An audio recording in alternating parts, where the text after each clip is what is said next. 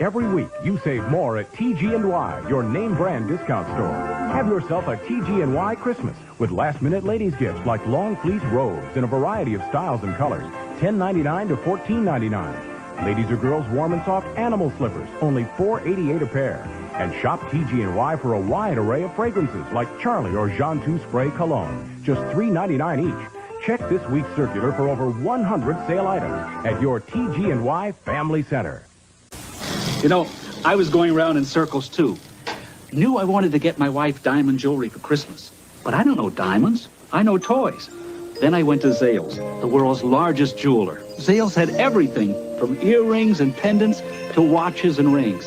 And they backed the quality with Zales' 90-day refund policy. Now that I know Zales, Christmas shopping is child's play. Zales, the diamond store, is all you need to know for Christmas. Thanks a lot. Merry Christmas.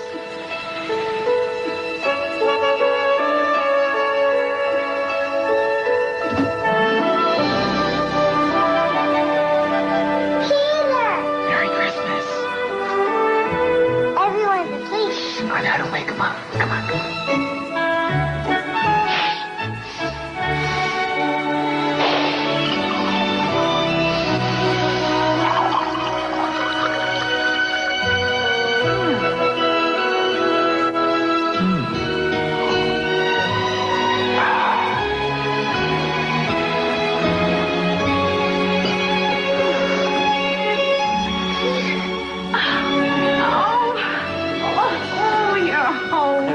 How you doing?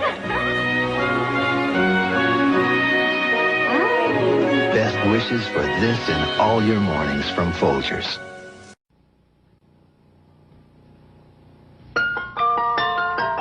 Come together, people. Come together. Feeling free. Feeling free. Hand in hand like children.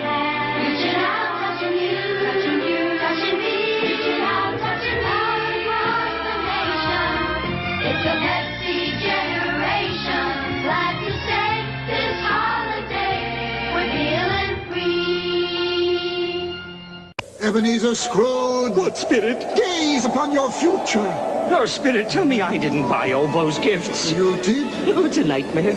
But you saved a Canadian Tire! All those gifts at one store? Where to now? The Cratchits! Let me off at Canadian Tire first. Figure of speech! Ebenezer, you look like you've seen a ghost. Canadian Tire lets you give like Santa. And save like Scrooge. Introducing the 1998 Hess Recreation Van. It's big, bright, and full of surprises. Look, a dune buggy with real head and taillights. Look again. There's more. A neat motorcycle built for speed. Rev them up and watch them go. $16.99 at Hess stations. Energizer batteries included. And best of all, they're here just in time for Christmas. Happy holidays from Hess. In the town of Lake Edna, after the Christmas pageant, everyone gathered at KFC for the $9.99 holiday deals. The three wise men shared a meal of chicken with mashed potatoes, gravy, biscuits, and coleslaw. The cows and the sheep grazed on 3 kinds of chicken in a variety bucket. And the angels had wings. Hot wings, that is. The KFC holiday deals, just $9.99. Get them in Lake Edna or your neck of the woods. It's a Radio Shack Merry Christmas. Those battery-powered toys made great presents for less than $10 each. Like the Wheelie Bug with a stick control to go left and right, forward and back. The High Rider that climbs hills, even turns in reverse. The Fire Helmet with flashing light and siren. And this wireless microphone. Time to go to bed, kids. My personal favorite. Battery-powered toys from $3.99 to $9.95. Only at Radio Shack. Celebrate.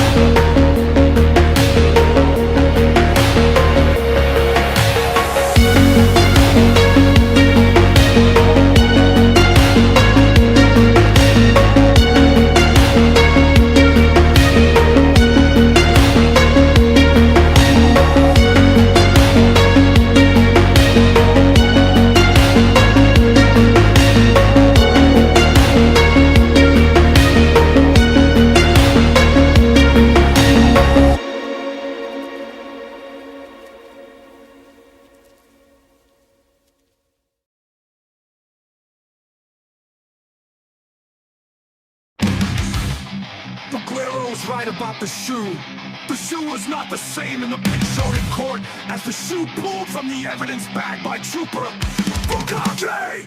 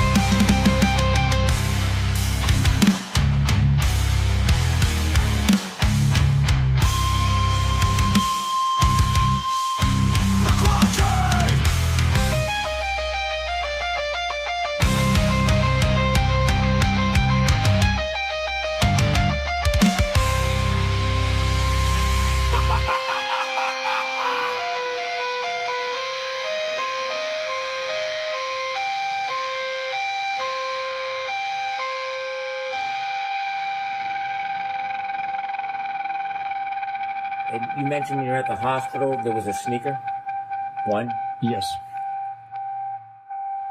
Bukake!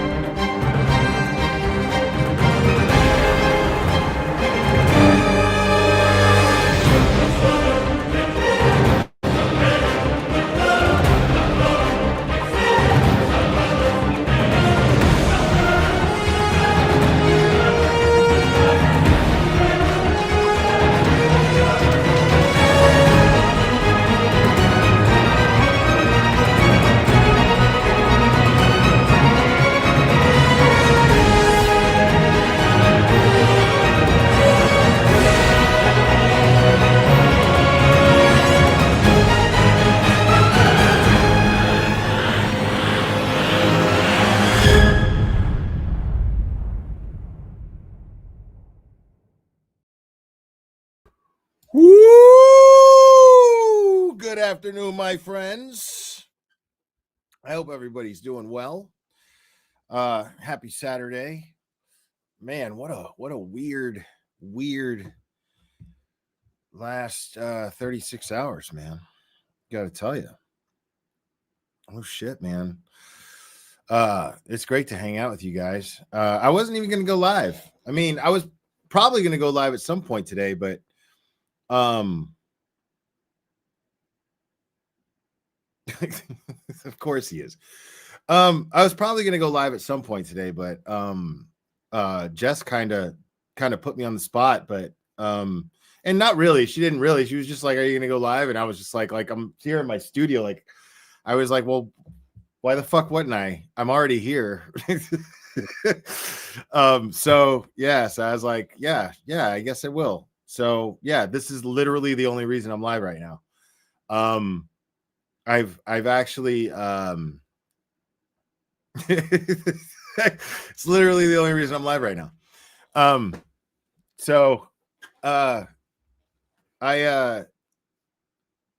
sure I'm going to end up with sharing some thoughts over what everyone's talking about. Sure. I shared my thoughts pretty clearly on Jess's channel. And yeah, Jess and her husband were hilarious. Dude, my man, I wish I had it queued up to the part. He totally farted on the stream. Like, it was fucking hilarious. So I was like, I love this guy. That dude was fucking great. He totally farted on the fucking stream. I mean, like, it so totally sounded like one of my sound effects. Like, it totally sounded like just like this one. Like, it totally sounded like that. Like, I was like, dude, wow. Yeah, free Jeff. Totally team Jeff. I'm totally team Jeff. Yeah. So, and we had a great conversation, like a deep conversation too, man. I really like Jess. I've always really liked Jess. You know, and I hope that you know, that we continue to like each other. Because I think she's cool. Yeah, man, you know, God, man, fucking stresses me out just thinking about it, dude. Like, tell you something, man. Meredith is just next level fucking crazy, bro. She's like, she's the dangerous kind of crazy. I feel like she absolutely targeted him. I feel like she absolutely preyed on him. I think that she absolutely used him to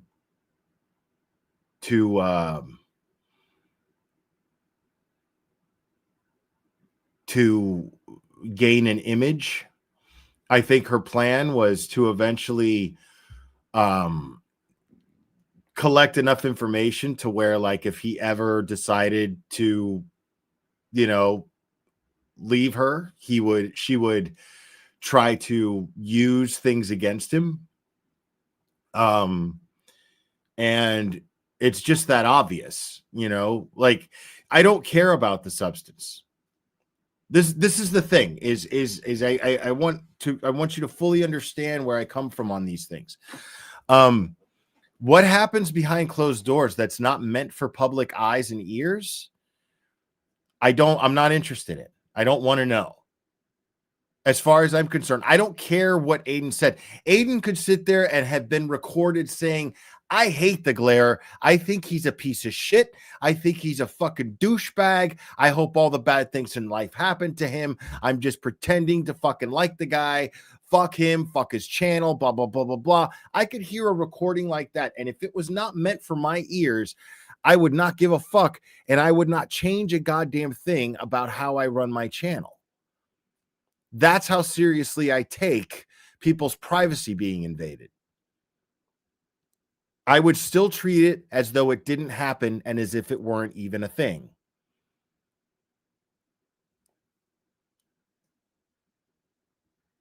What other people say or think about me is none of my fucking business, dude. Mary, welcome to Logic. Thank you so much. It's none of my business, dude. You know what I mean?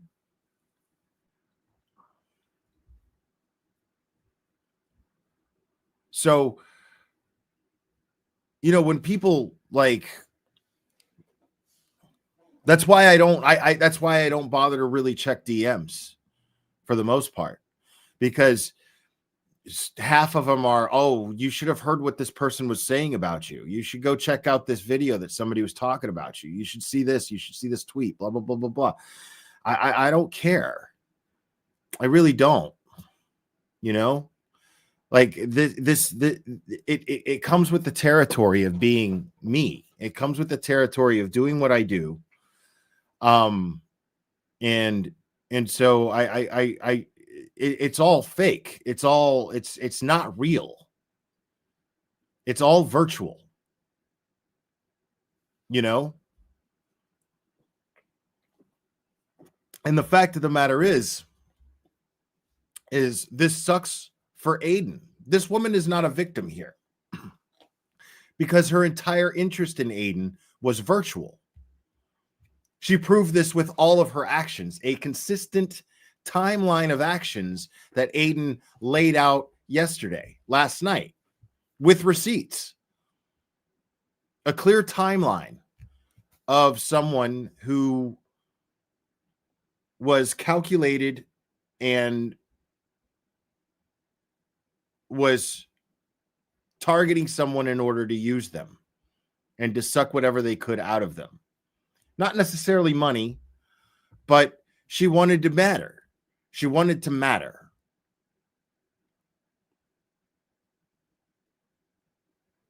She had, I mean,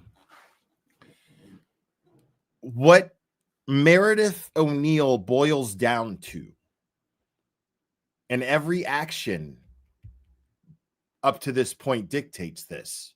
What Meredith O'Neill boils down to is star fucker trash. Star fucker trash. The only difference is that she was psychotically calculated about it.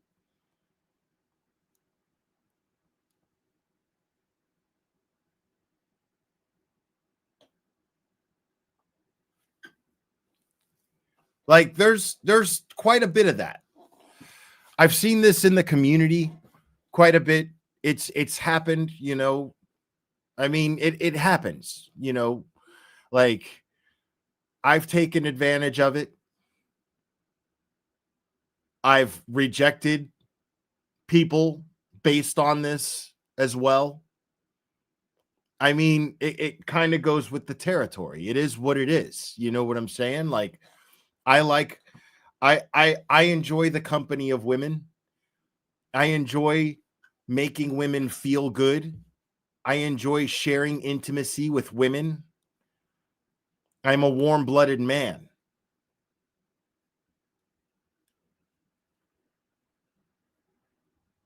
I'm not going to fault Aiden for this. And when something isn't real, the heart knows it. The body knows it. Like, I'm listening to Aiden describe these things. You know, I'm listening to Aiden describe how he has this certain dynamic with other women where it's very, you know, sexually driven, and it's very hot, and it's very even not vanilla, put it that way, right?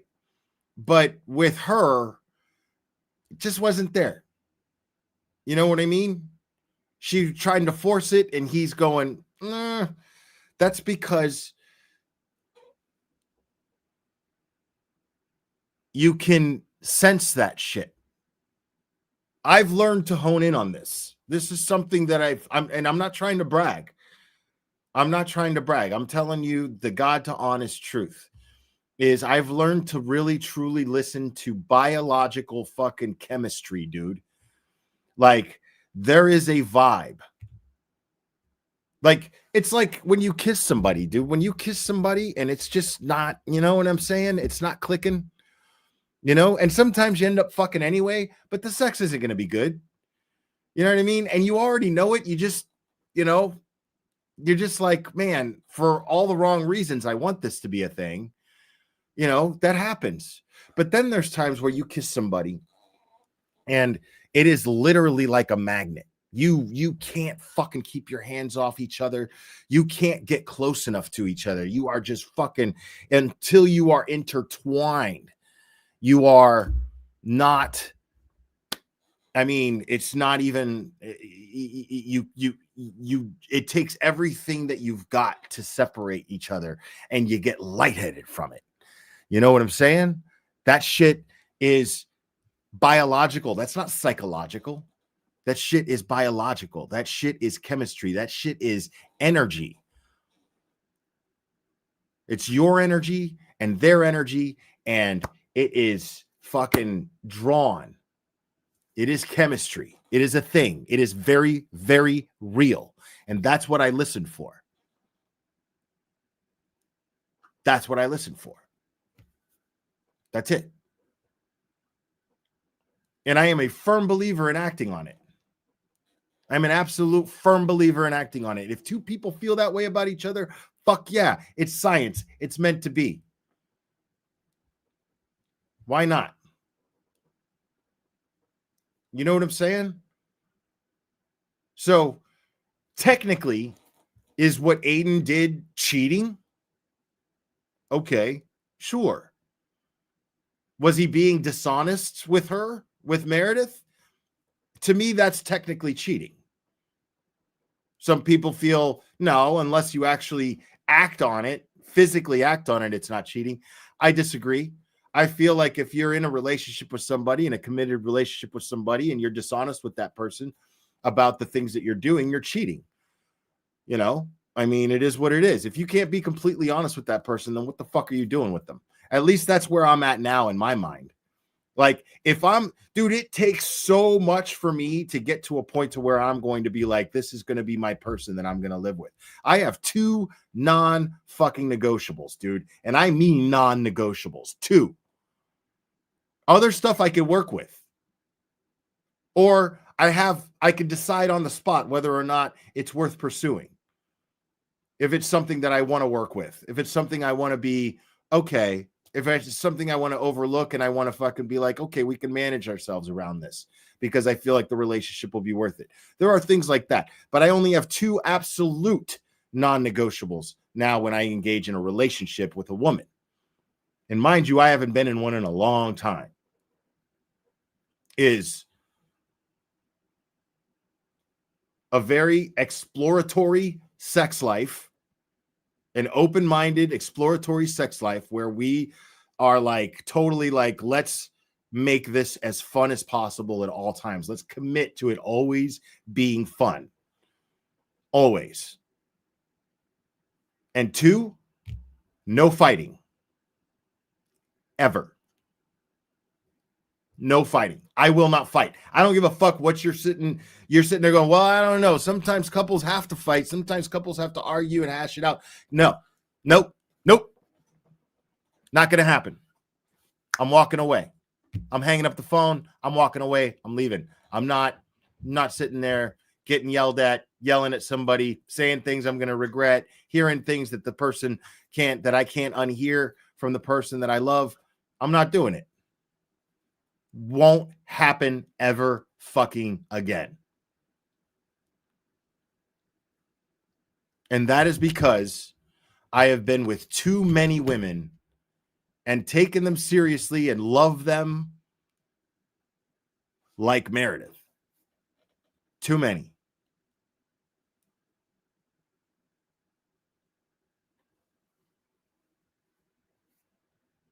And I'm just not doing that anymore, dude. Like I've come to a point in my life where I've learned to respect myself. I've come to a point in my life where I'm in the best possible place that I could ever be mentally, emotionally. I've come to terms with things through my methods of management that I never realized about myself that were always there. That shit is some empowering shit right there. Like really being like, holy shit, dude, like you have some serious fucking abandonment issues, man. What the fuck? Like it's crazy. And like, I'm not in recovery or anything. Like I like to get drunk and get turned with my friends and shit from time to time. You know, like if I go to Boston, I let loose. But when I'm here at home, for the most part, now it was kind of hard to get back into this with my knee and shit. It's not an excuse. I was fucking sitting around feeling sorry for myself. I could have fucking stayed busy and occupied my mind some way. But instead, I fucking drank a lot, got bored when my fucking knee got bad, you know? And it made things harder to manage. But as soon as I started fucking getting back into my routine where I was just before my knee injury, as soon as I started getting back into that, it just clicked. Everything just became way easier to handle. Way easier to handle.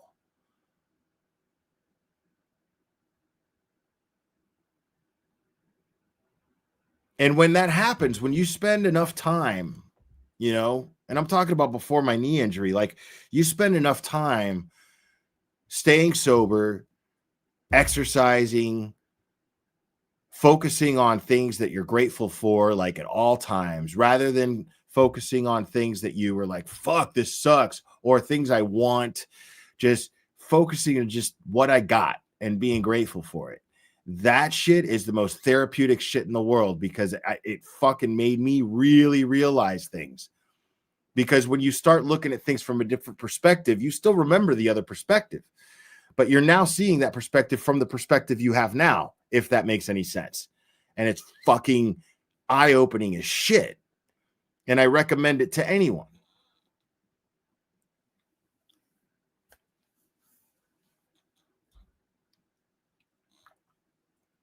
And I'll tell you right fucking now, I don't know if I'm ready to be in a relationship with somebody seriously now. I'm pretty fucking jaded. I'm not going to deny that. I'm pretty fucking jaded. You know, when I see someone like Meredith, it freezes me, scares the fucking living shit out of me.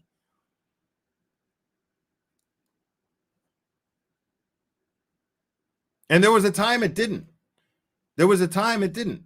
I'm significantly older than Aiden, you know, and I'll tell you right now,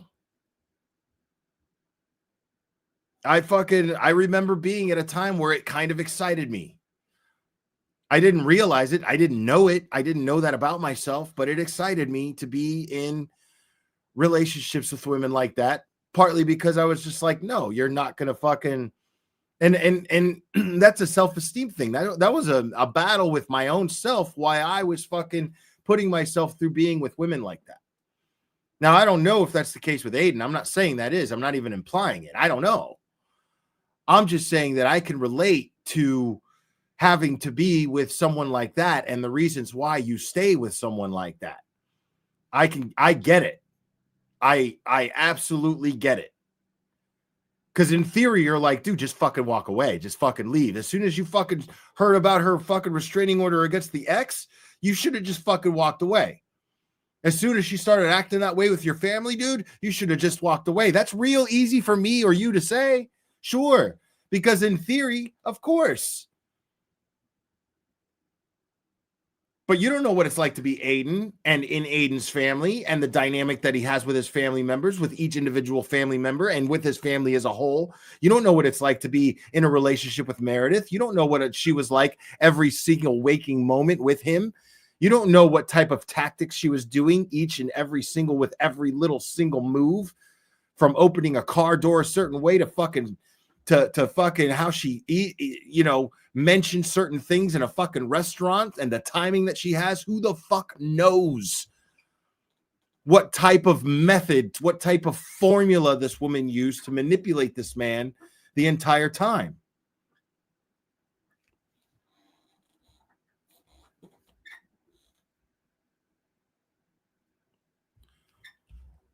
See, I'm over that shit, dude.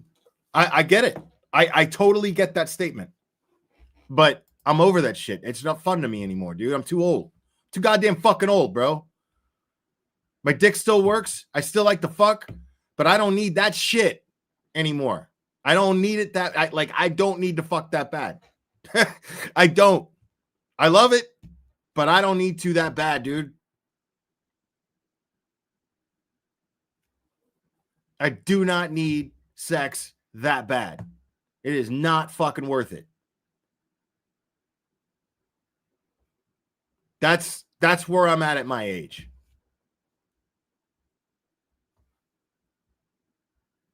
Dude, me and porn have a great relationship. Porn's been there for me since I was 13 years old, bro. Never failed me. Ever. Never failed me.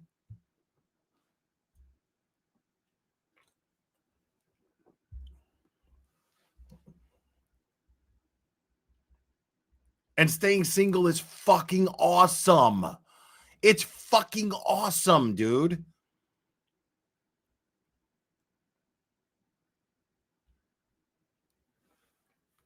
Like, dude, me and my dog and my cat, it's fucking great, bro. Me and my dog and my cat, dude. We just chill. I take pleasure out of spoiling them. That is what I do. I live stream with you guys. I work out at the gym and I cuddle and spoil my animals, dude. And I have 2 of them. I have no desire for any more of them because the 2 of them, their dynamic is so fucking touching that I don't want to fucking even fuck with it. It's like, it's too perfect. Like if you have a fucking 75-pound dog and a fucking kitten like this that just doesn't seem to grow. I've had them for over a year by now.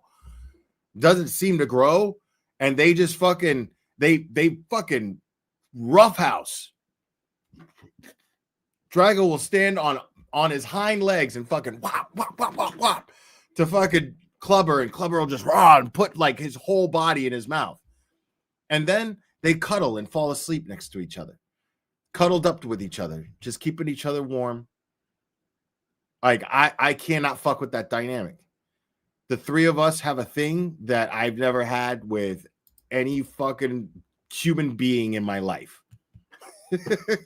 And I'm perfectly happy. Now, with the right girl, I'm willing to let someone in on that for sure. But we're not fighting. We're not fighting ever. That's not going to happen.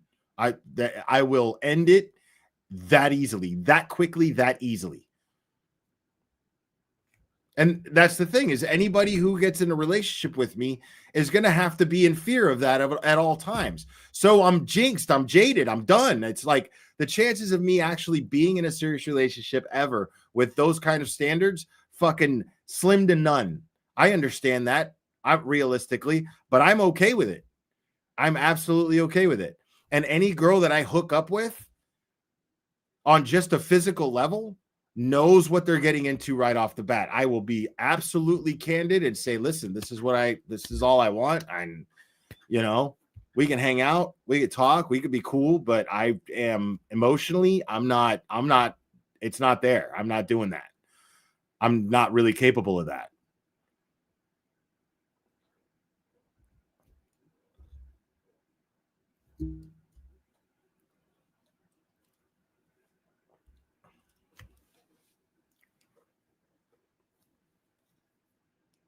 So I never mislead, and it's always better when everything's on the table too. You know what I'm saying? Like, it's just always better. The sex is always better when everything's on the table, especially if you're just like, it's raw and you're just like, yeah, I totally just want to fuck. I want to fuck too. Okay, let's fuck. Great.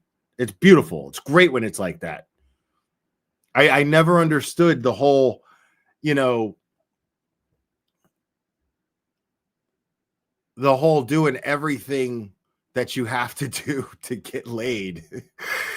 Like, you got to go through this weird cliche ritual of, let's go out to dinner, let's have drinks, blah, blah, blah. Like, that's great if you really want to get to know that person.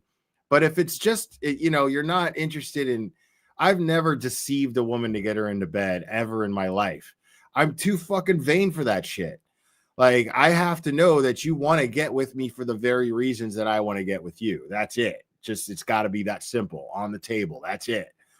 I don't want, like, if I feel like I had to deceive you in some way, dude, like, I'm not going to feel like a man. I'm not going to feel, I'm not going to feel wanted, genuinely wanted. I need to feel genuinely wanted. You know what I'm saying? Like, and how do you fool someone like Turtle Boy with that kind of shit? How do you do that? Well, you catch him in his most vulnerable state while he's in jail, when the thought of any real human interaction and providing a fantasy of the ultimate human interaction of getting with a girl who seems to have a good head on her shoulders with a good job, a teenage, she's a single mom with a teenage girl. She's got everything together. She seems to come from a good family. All of these things. She's the vice president of a bank. all of these things. And then there's that carrot rope. When I get out of here, her and I are going to do all this. This is what you're doing when you're sitting in jail because you've got nothing better to do. You're staring at the fucking ceiling, laying on a shitty fucking cot, and you're going, man, just this many more days, and me and Meredith will be, we'll be going out to dinner. We'll be going, oh, man, I can't wait to introduce her to this person, blah, blah, blah, blah, blah. Man, maybe I could have another kid. Maybe I'll have another kid. She seems like the kind of person to have another kid with, and this is all he's consumed with. It's like shooting fish in a barrel, almost literally.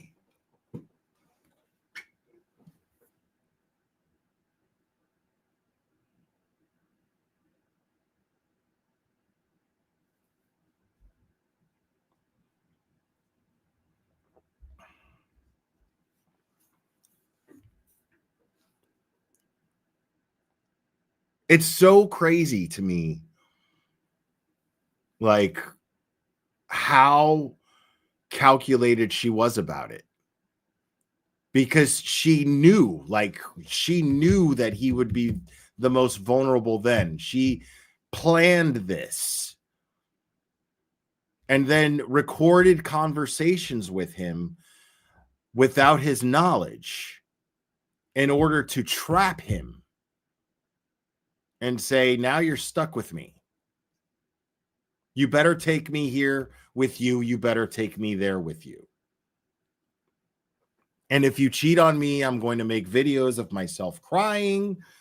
And I'm going to play the victim. And everybody is going to turn on you because everybody already wants to know if you're an abusive guy or not. Everybody's worried. Everybody's wondering. And so what I'm going to do is I'm going to make sure that if you ever try to leave me, people will see you as an abuser. The problem is,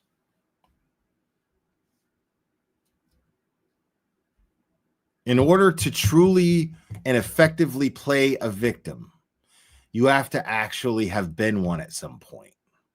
She doesn't know what it's like to be a victim because she is an aggressor. She is an abuser. She is someone who fits the textbook profile of an abusive person.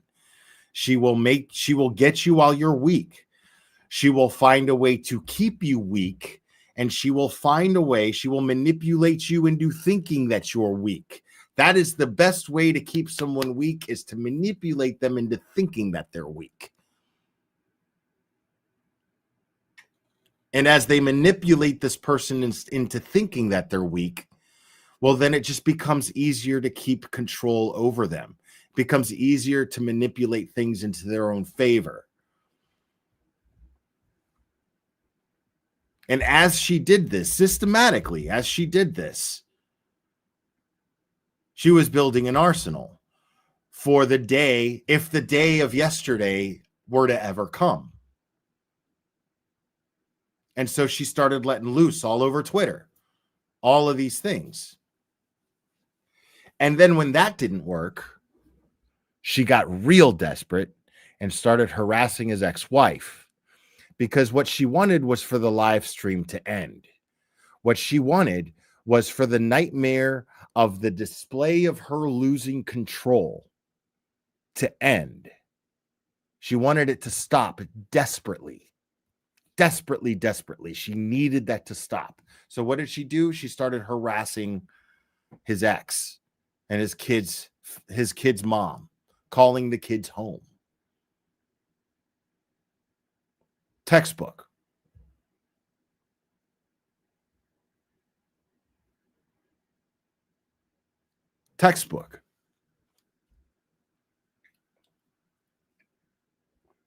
And she got Aiden to that point.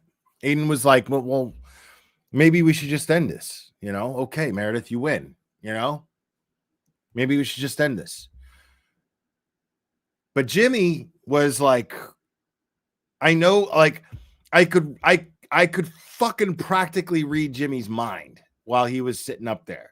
He was like, I don't want, he's like, I could see it in his face. He's like, I don't want to tell Aiden what to do, and I don't want to be like a poor influence, and I sure as fuck don't want to get his family to go through any more shit. But fuck, I wish I could tell him that if he ends this stream, she wins. You know, like it was, I could see the struggle in Jimmy's face. You know, I like totally just, I don't want bad things. I don't want his family to be going through what they're going through, but I don't want her to win. If like, she can't win like this. She can't win like this. She can't win with this underhanded, low-hanging fruit type of fucking shit. This kick in the balls kind of shit. She can't win like this. I could see that going on with Jimmy last night.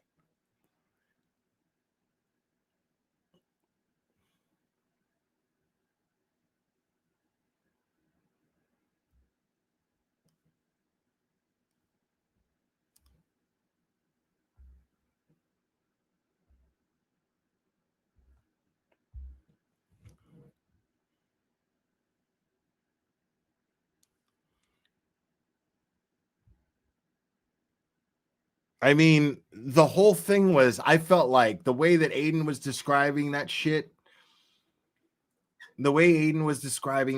was like, it's like his family knew. It's like his family just could sense this woman is bad juju, bro. Like, everyone can, like, if you listen to your gut, man, like, it's there.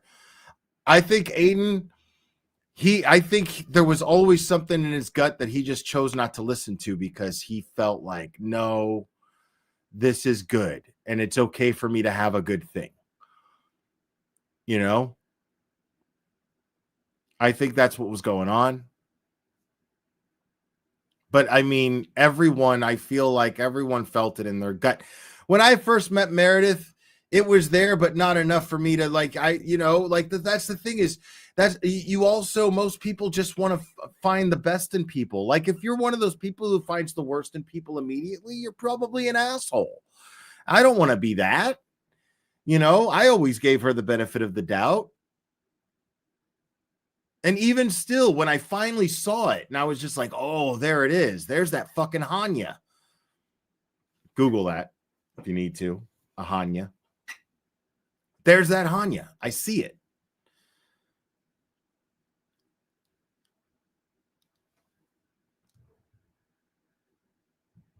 Like, even still, I was like, you know, everybody's got their struggles, man. And maybe her shit came out because she had too much to drink and she's going through a lot. Again, can't be easy being Turtle Boy's girlfriend. You know what I mean? That's how I looked at it. I don't know how you spell it, but it's Japanese.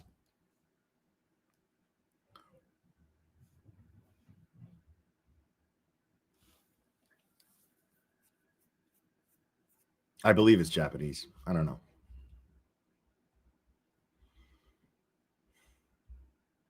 But she wasn't quiet though. And yeah, there were certain things like that time when they were out there and Sam Nagel was giving her, you know, like touching her and shit. There were signs, you know, but that's the thing is like, it's like, I feel like I'm nitpicking and I feel like I'm not being fair if I'm going, you know, oh, that's weird. It's like, dude, it was the same thing. It's like when Karen Reed came out after the verdict and was like, I just want to say that nobody has fought harder for justice for John O'Keefe than me. I was like, not going to lie. A part of me was just like, ooh, really? That's what you're going to say? But I overlooked it. You know what I mean? I overlooked it.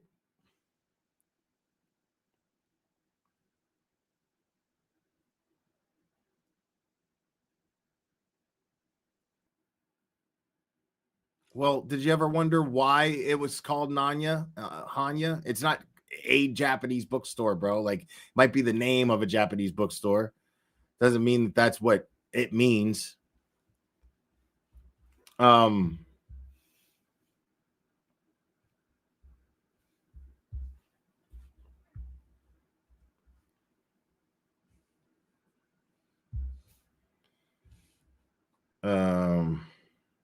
Hold on, I just got an email that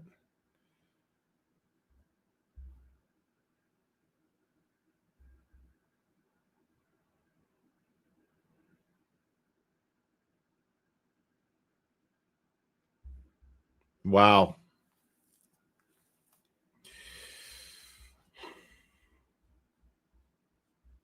Okay, sorry. Yeah. I'm gonna have to call.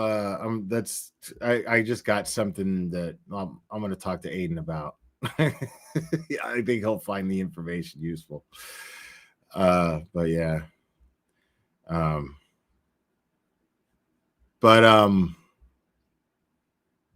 You'll know later, or you won't. But I'm not gonna discuss it right now. I mean, this situation is just bringing out all the crazies. And there's an old crazy. There's an old one who's showing up all over again. And they don't want to do that. They don't want to do that.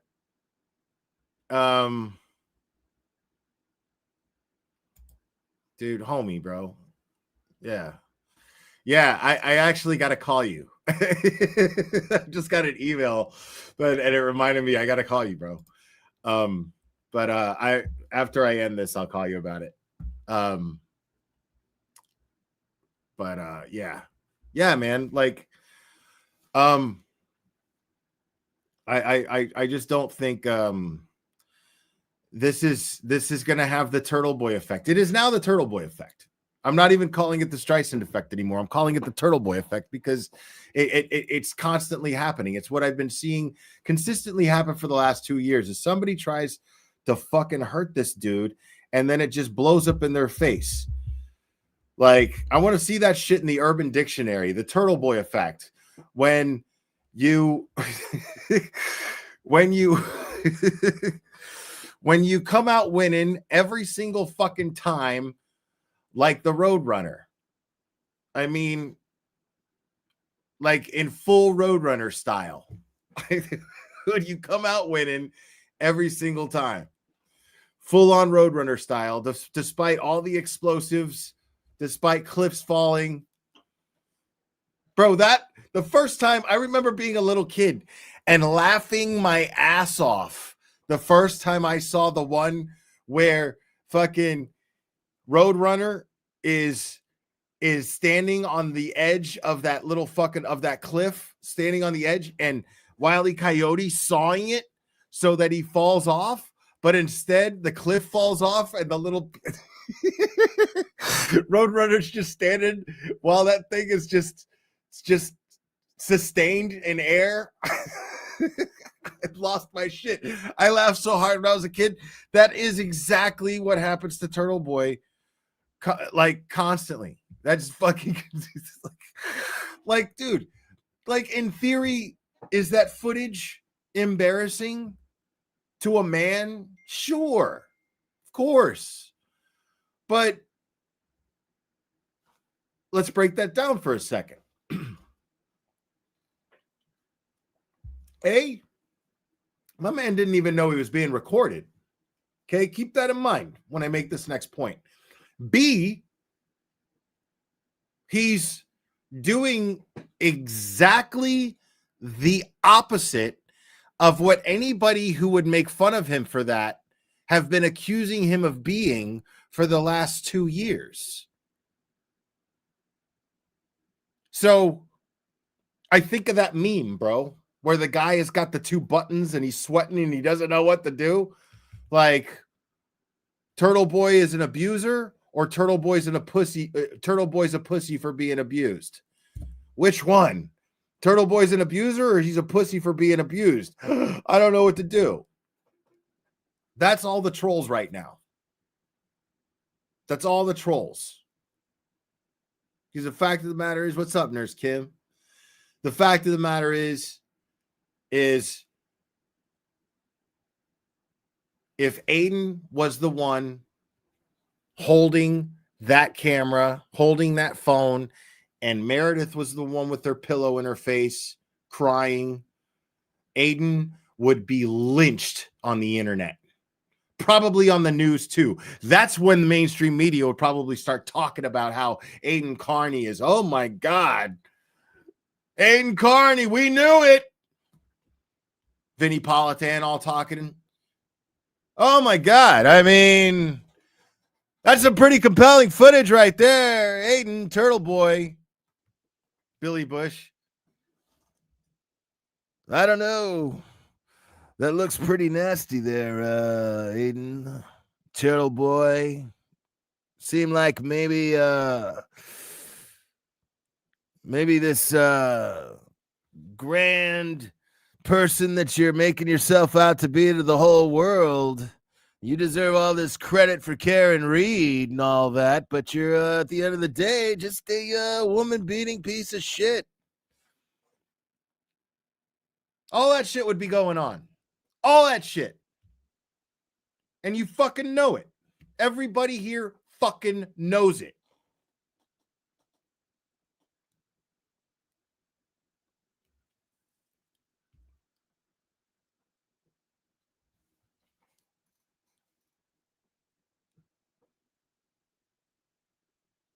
So, like, I mean,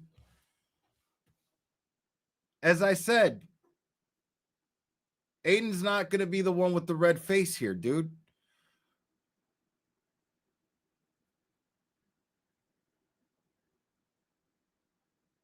And as far as his fucking recording goes, I'm going on record right now fucking officially saying, fuck that recording. I don't give a fuck about that recording.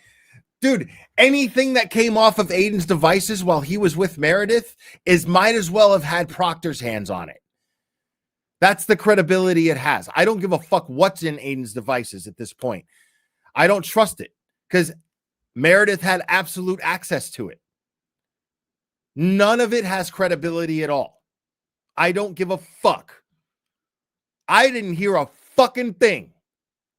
I stand by that shit with every fucking thing I got. I didn't hear a fucking recording of any fucking kind. Go fuck yourself.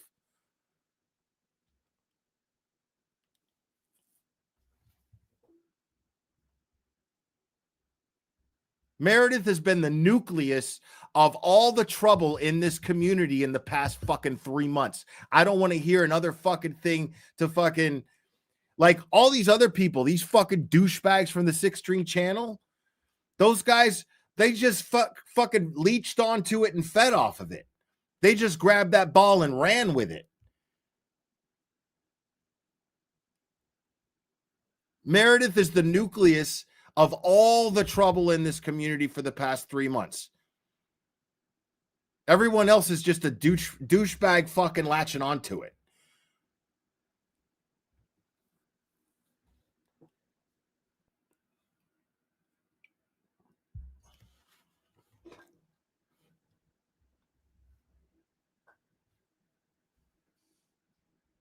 And then let's just call it what it is, dude.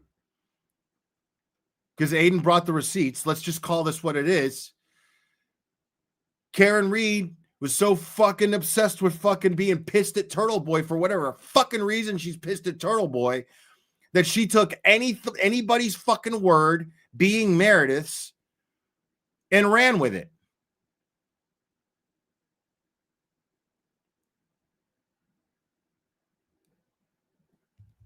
Ran with it. Without vetting anything, assuming the worst and running with it. And look what it did. It cost Karen Reed like almost all of her fucking support. Because the person who was falsely accused of a crime with no fucking proof ends up falsely accusing people of something with no fucking proof.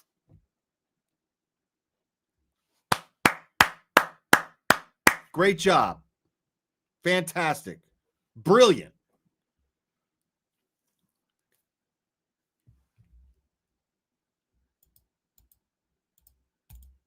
Appreciative Dissent. Thank you so much for being a member. Welcome to Logic.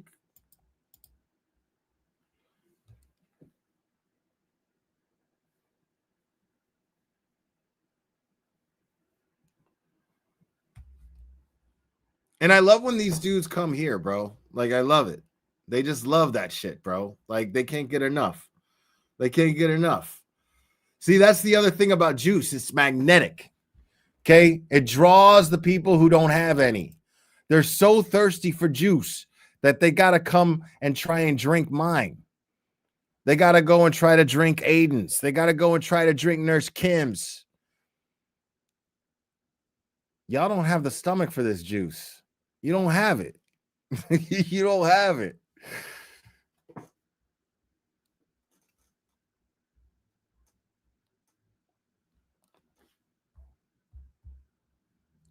Welcome, Vice, baby. I mean, yeah, dude, this fucking half-ass Pinkman motherfucker, he makes fucking hoodies like as a jab to Nurse Kim, as his merch. Who's gonna buy that shit, bro? I'd love to see who's buying those, bro. I'd love to see that. Who's buying that? Like, nurses don't listen to you, bro. Maybe one. You know what I'm saying? Like, who's that gonna fucking appeal to, bro? What is your nurse? What is your what kind of nurse are you hoodie? What kind of nurse are you hoodie? Who do you think that's gonna sell to? Who's gonna buy that?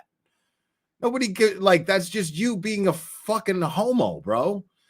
Like, that is just you just being fucking gooch juice, bro. That's it. That's you being like the stuff that accumulates between balls and asshole. That's all that is. It's not even like catchy. Like, do you expect to make money off of that? Because it's not going to sell.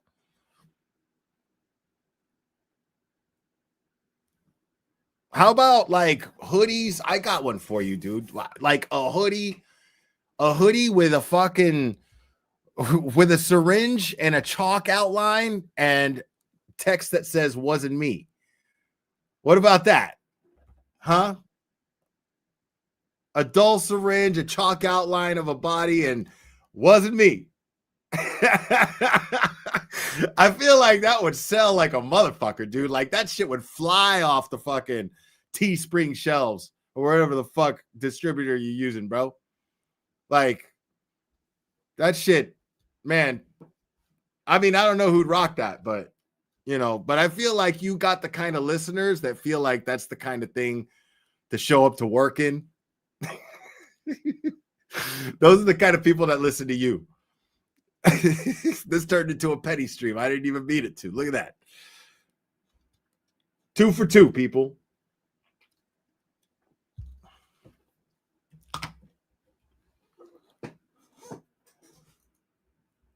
I mean, amazing, bro. Like, what does that say about you, James Jackson? That you got to come into my chat to get attention. Like, to get attention, you got to come into my chat. You're so desperate for attention that you got to come into my chat that has 1.5 thousand people laughing at you, making fun of you. That's how desperate you are to get attention, because you can't even get it on your own channel. You can't get more than fucking 20 people to watch you on your own channel, dude. That you need it so bad that you got to come here and get it like a fucking like a masochist. Like you got to come here so I could shove a candle up your ass and spank you. That's what you got to do. That's so sad, bro. I mean, but you're welcome here as much as you want. Like, I mean, yeah. Like, I'm happy to oblige, dude. I'm happy to give you what you want, bro. I'm here to play. I'm here to please. Love it. I got plenty of juice to give. Plenty. You're welcome to all I got. Tap me of it, my friend. Tap. You can tap. I got juice on tap.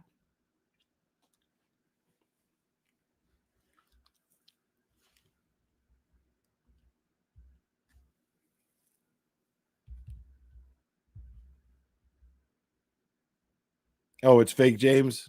It's a fake James account. Well, I still don't take it back. I meant every word. I meant every fucking word. Anyways, hold on a second here.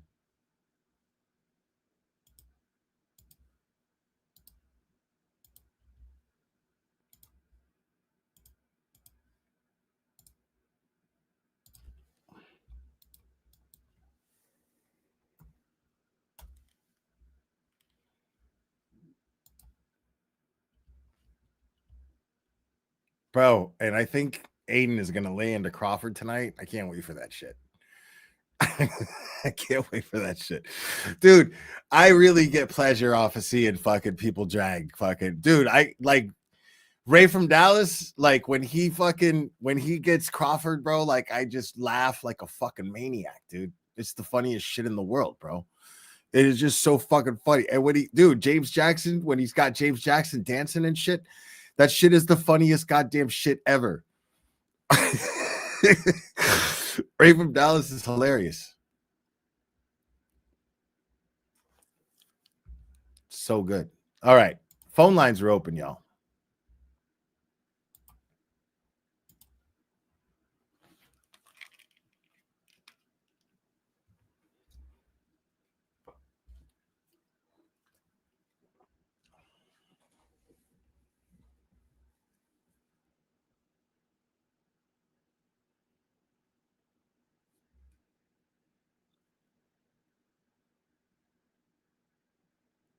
Hey, look, Court Chopped. What's up?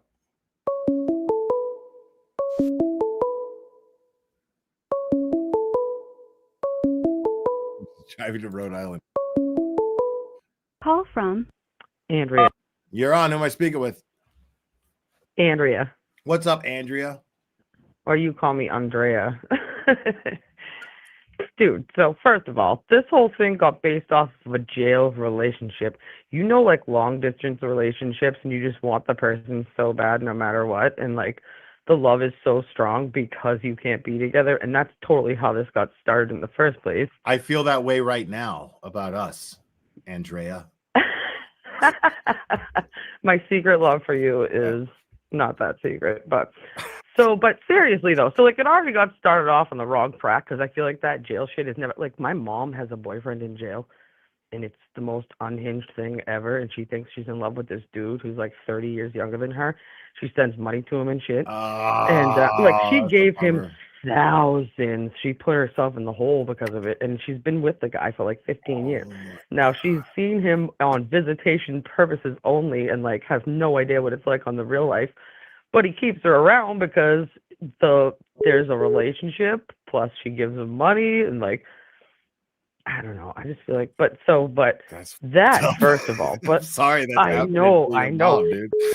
Yeah, I know, and I tried like hell. But like, I even catfished him myself to try to prove to her that like he'll just talk to anyone. Have you? I realize this might breach the whole boundaries between mother and daughter, but I mean, desperate times call for desperate measures. Have you thought about getting her like maybe a catalog for toys that she can order? Dude. Or I've tried every single route there is. Like I've tried to. She even have you bought her a toy? She doesn't need that shit. She's got Tinder hookups happening and stuff. She's 70 years old. I was on vacation in Aruba. Dude, that's why they make lube. They make lube. And I was watching. Dried up. Listen to this unhinged shit glare. Like it's crazy. My mom had a Tinder hookup at my house while she was house sitting. Get the fuck out of here. Yeah. Go on. I was in Aruba. Listen, I was in Aruba and I see this dude in my living room on the video camera, and I'm like, who's this guy? Sleuthy. Look at that. And I couldn't get a hold of her, and I'm like, what is she doing? And then I see her come around the corner on the screen. She's got no pants on, and she's like, so same time next week? Go ahead, Mom. I couldn't believe this. She swears up and down she didn't hook up in my house while I was gone, but so like she gets laid, like she gets action. She just likes to do this anyways because she just, I don't know what it is. It's something to do with guys in jail. But your mom's a fucking nympho, dude. That's what's going on. Oh no, she really is. I hate to break it to you, but I mean, your mom's a fucking nymphomaniac, dude. Yeah, yep, I know, and she really is. But I mean, aside from all that. So like I think And that the where relationship where is she located exactly? I'm just kidding. I'm just kidding. well, she flies to Georgia to go see this dude in jail. So Wow, that's wild. yeah, fucking I crazy. know. I know. It is crazy. But like so, but also this girl's at that age where they like to settle down, start having a family. She had this whole something happened to this girl when she was young. Like something must have. She's got real issues as far as being infatuated and then so obsessed that it got scary. The girl's sadistic. Hey, keep she's telling your story. narcissistic. I got to step away, but I can hear you. But keep telling your story. I'm going to let you tell the story to the audience and me. Okay, so I get the mic. So I just want to say happy Thanksgiving weekend to everybody, and this has been some wild shit. I was up all night last night watching this Turtle Boy stuff, and I feel so sorry for him because he's such an awesome guy, such a stand-up dude. He's always so respectful. He stays calm. He takes everything he gets handed. I love the analogy that Will just gave with the coyote and the roadrunner because it's so true. I mean, nothing takes this guy down, and I mean, I know he's gonna. Is this one of those times where Will's playing in the background and it's boring? But yeah. So, anyways, I'm just talking out of my ass at this point, but I think Meredith is unhinged on a different level, and like I never saw that. She seemed so sweet and innocent and cute and respectful and supportive, and who knew all this shit was going on?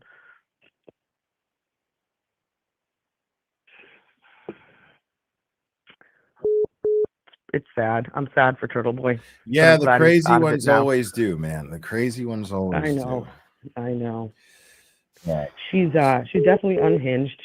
I feel like she was just really infatuated and obsessed with him, and after so long it got scary, and now he needs to protect himself. He needs to get restraining orders. He needs to do anything it takes to keep this woman away from him and his family. Yeah. You know? Because, I mean, this girl seems limitless. There's nothing she won't do. I mean, look at last night. She's calling Julie because she's upset. But she's got nothing jealous. now. She's got nothing now. Right. Like Aiden took her power away, and then she got desperate and started harassing his ex. Like that's that what was happened. ridiculous. Were the kids there? Aiden, I mean, how do you... Aiden just took her power away, and once her power was taken, she was like, "Ah!" Like literally grasped at straws last night. That was Right. so wrong. It was the middle of the night. Aren't the kids asleep at her house? I don't know if they were with the mother or Aiden or what, but still, it's so uncalled for. Yeah, It's childish. It's like 8th grade shit. This reminds me of when I was in middle school. I agree. Yeah, it's horrible. But I mean, it's a grown woman, which makes it dangerous. So I know. I'm going to The take the fact next that she's caller. back Thank you home so and much all for that. calling, Andrea. Hey, thank you. All right, Love your show and keep doing you. appreciate it. Thank you. All right. Bye, Will. Bye-bye. Call from. You're on. Who am I speaking with? Yeah, hello. This is specially appointed prosecutor Robert Cosgrove. Hello, specially appointed prosecutor Robert Cosgrove. It's great to have you as always, sir. Yeah, it's good to speak with you and your antenna people. Yes, the antenna people love you, sir. Well, I love them too. So, anyways, I am on the steamship coming over from Vineyard Haven over to the Cape. Okay. And I'm outside on the third deck up here, so it might get loud and might hear a foghorn in a minute or something like that. So. Okay. So, anyways, what are we talking about today? I've been on the road most of the time. Well, we're talking about Crazy Meredith, bro. Yeah, Crazy Meredith. She's something else, huh? Yeah, she is. Yeah, diabolical. She's a rare breed. Yeah. But Aiden handled it, man. Yeah, Aiden handled it. I think he's going to be okay. You know, I think that at this point, what she's going to try to do is everything she can to have him thrown in jail. That's what I think. I think that she's gotten that she's going to be that desperate because she's not going to just roll over. Not somebody like her. I mean, I would say that's true, but what is that path? Like, what is she going to claim? I don't understand. Nobody knows. I mean, the thing is look at she secretly recorded his conversations with her. So how many of those are out there? How many of those has she recorded? See what I'm saying? Right. So right. like what could be twisted and taken out of context? You know? Yeah. I mean, guess, all of his charges are based on his words being taken out of context and twisted. You know? So what's to stop? You see what I'm saying? Yeah, no, I see exactly what you're saying. I mean, they got announcements going on here real quick. From what I've seen so far, I mean, she looks like the aggressor. She looks like the instigator. She looks like the manipulator.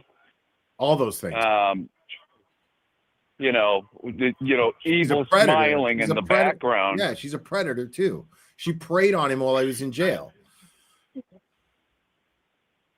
Yeah, it's just, and I also think it's. I think you might have mentioned this a little while ago. I think it's pretty safe to say, or at least see a path of where these supposed recordings came from. It kind of seems pretty clear at this point. Right. I mean, that's if she illegally recorded him, who's to say that she didn't record whatever conversation he was having with Karen?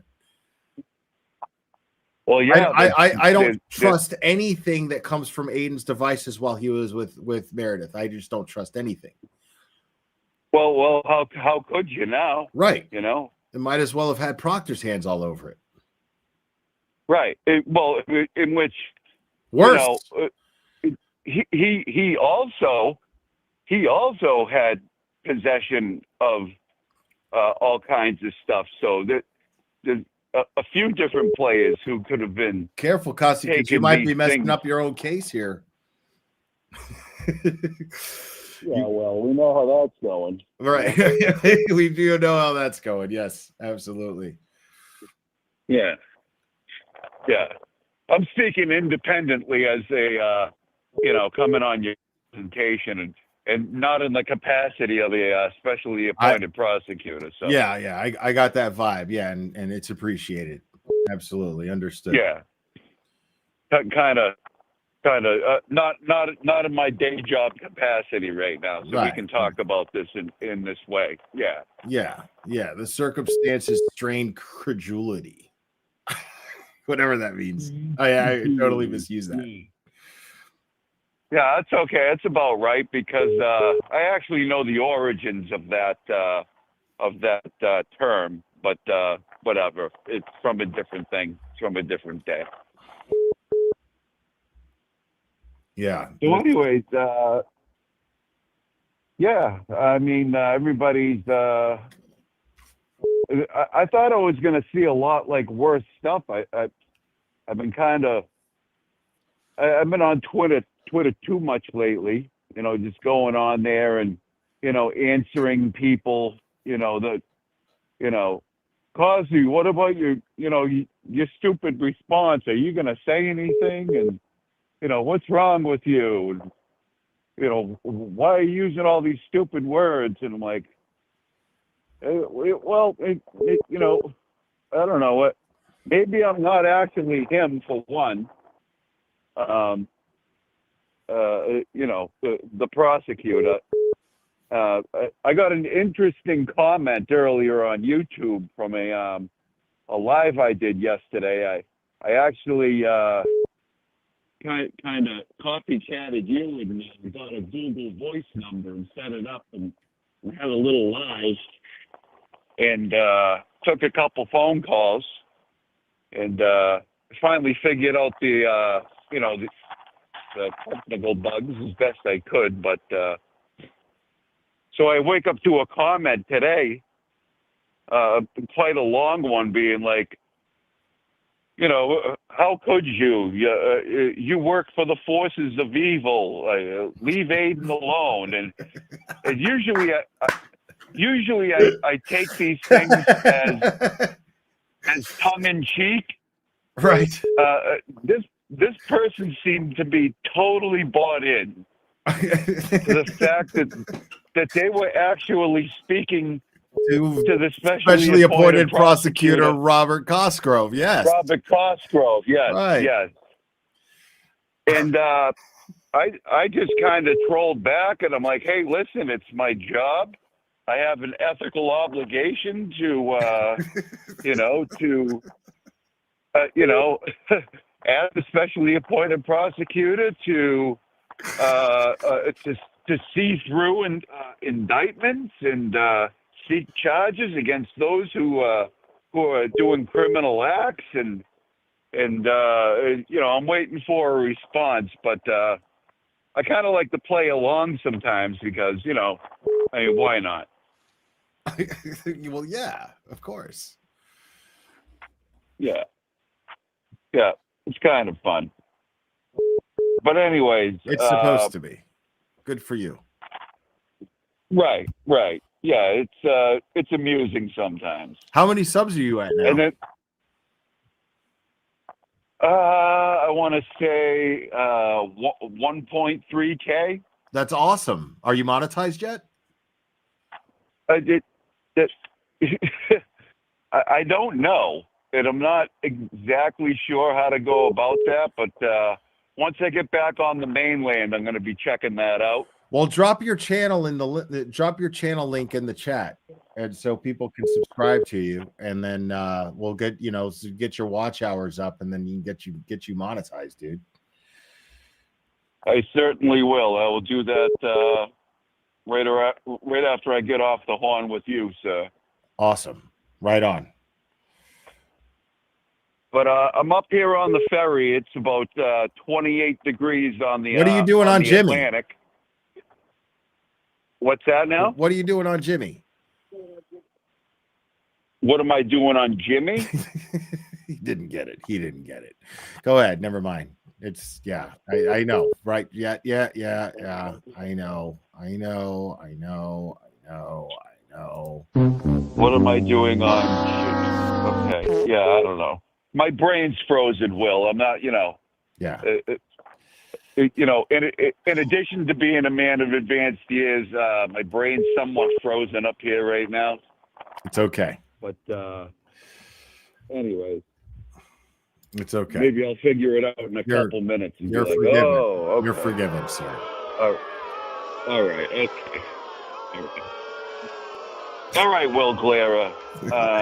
I'm gonna go downstairs and try to get warm. It's a little nippy up here. Brick, as you guys like to put it up there. Yeah, it's pretty brick here in Tennessee too. It's mad brick. I think it's here. mad brick up here. Yeah, it's mad brick here in Tennessee as well. Yeah, as the Turtle Dove likes to say at Bus Stop Live. Yeah, exactly. It's mad brick. Awesome. But anyways, good to talk to you people. I might when I get back and warmed up a little bit, I might do a live and have a little call in. But can I ask you one question? Mm-hmm. When you take the phone calls from Google Voice, do you do that like directly over your phone, or can you do that on your computer or your tablet or whatever? Well, you can do it on your computer. What I do is I share the screen, but what I do is I just highlight, it's still on, the screen is being shared, but you can't see it because I make my image full screen so you don't see the phone numbers. And then and this way, people can hear. And my mic is connected. I have my mic connected to the Google Voice. But unfortunately, you hear the call waiting, and it annoys some people, but they can fuck themselves. But yeah, well, they can deal with it. Right. All right, Will Glera. Well, thanks for having me on your presentation. Well, thanks for joining my presentation. Yeah, it's good to talk to you. Thanks to the antenna people, and I'll talk to you all a little later on. Always a pleasure. Thanks. All right, Will Glera. All right, specially appointed prosecutor Robert Cosgrove, everybody.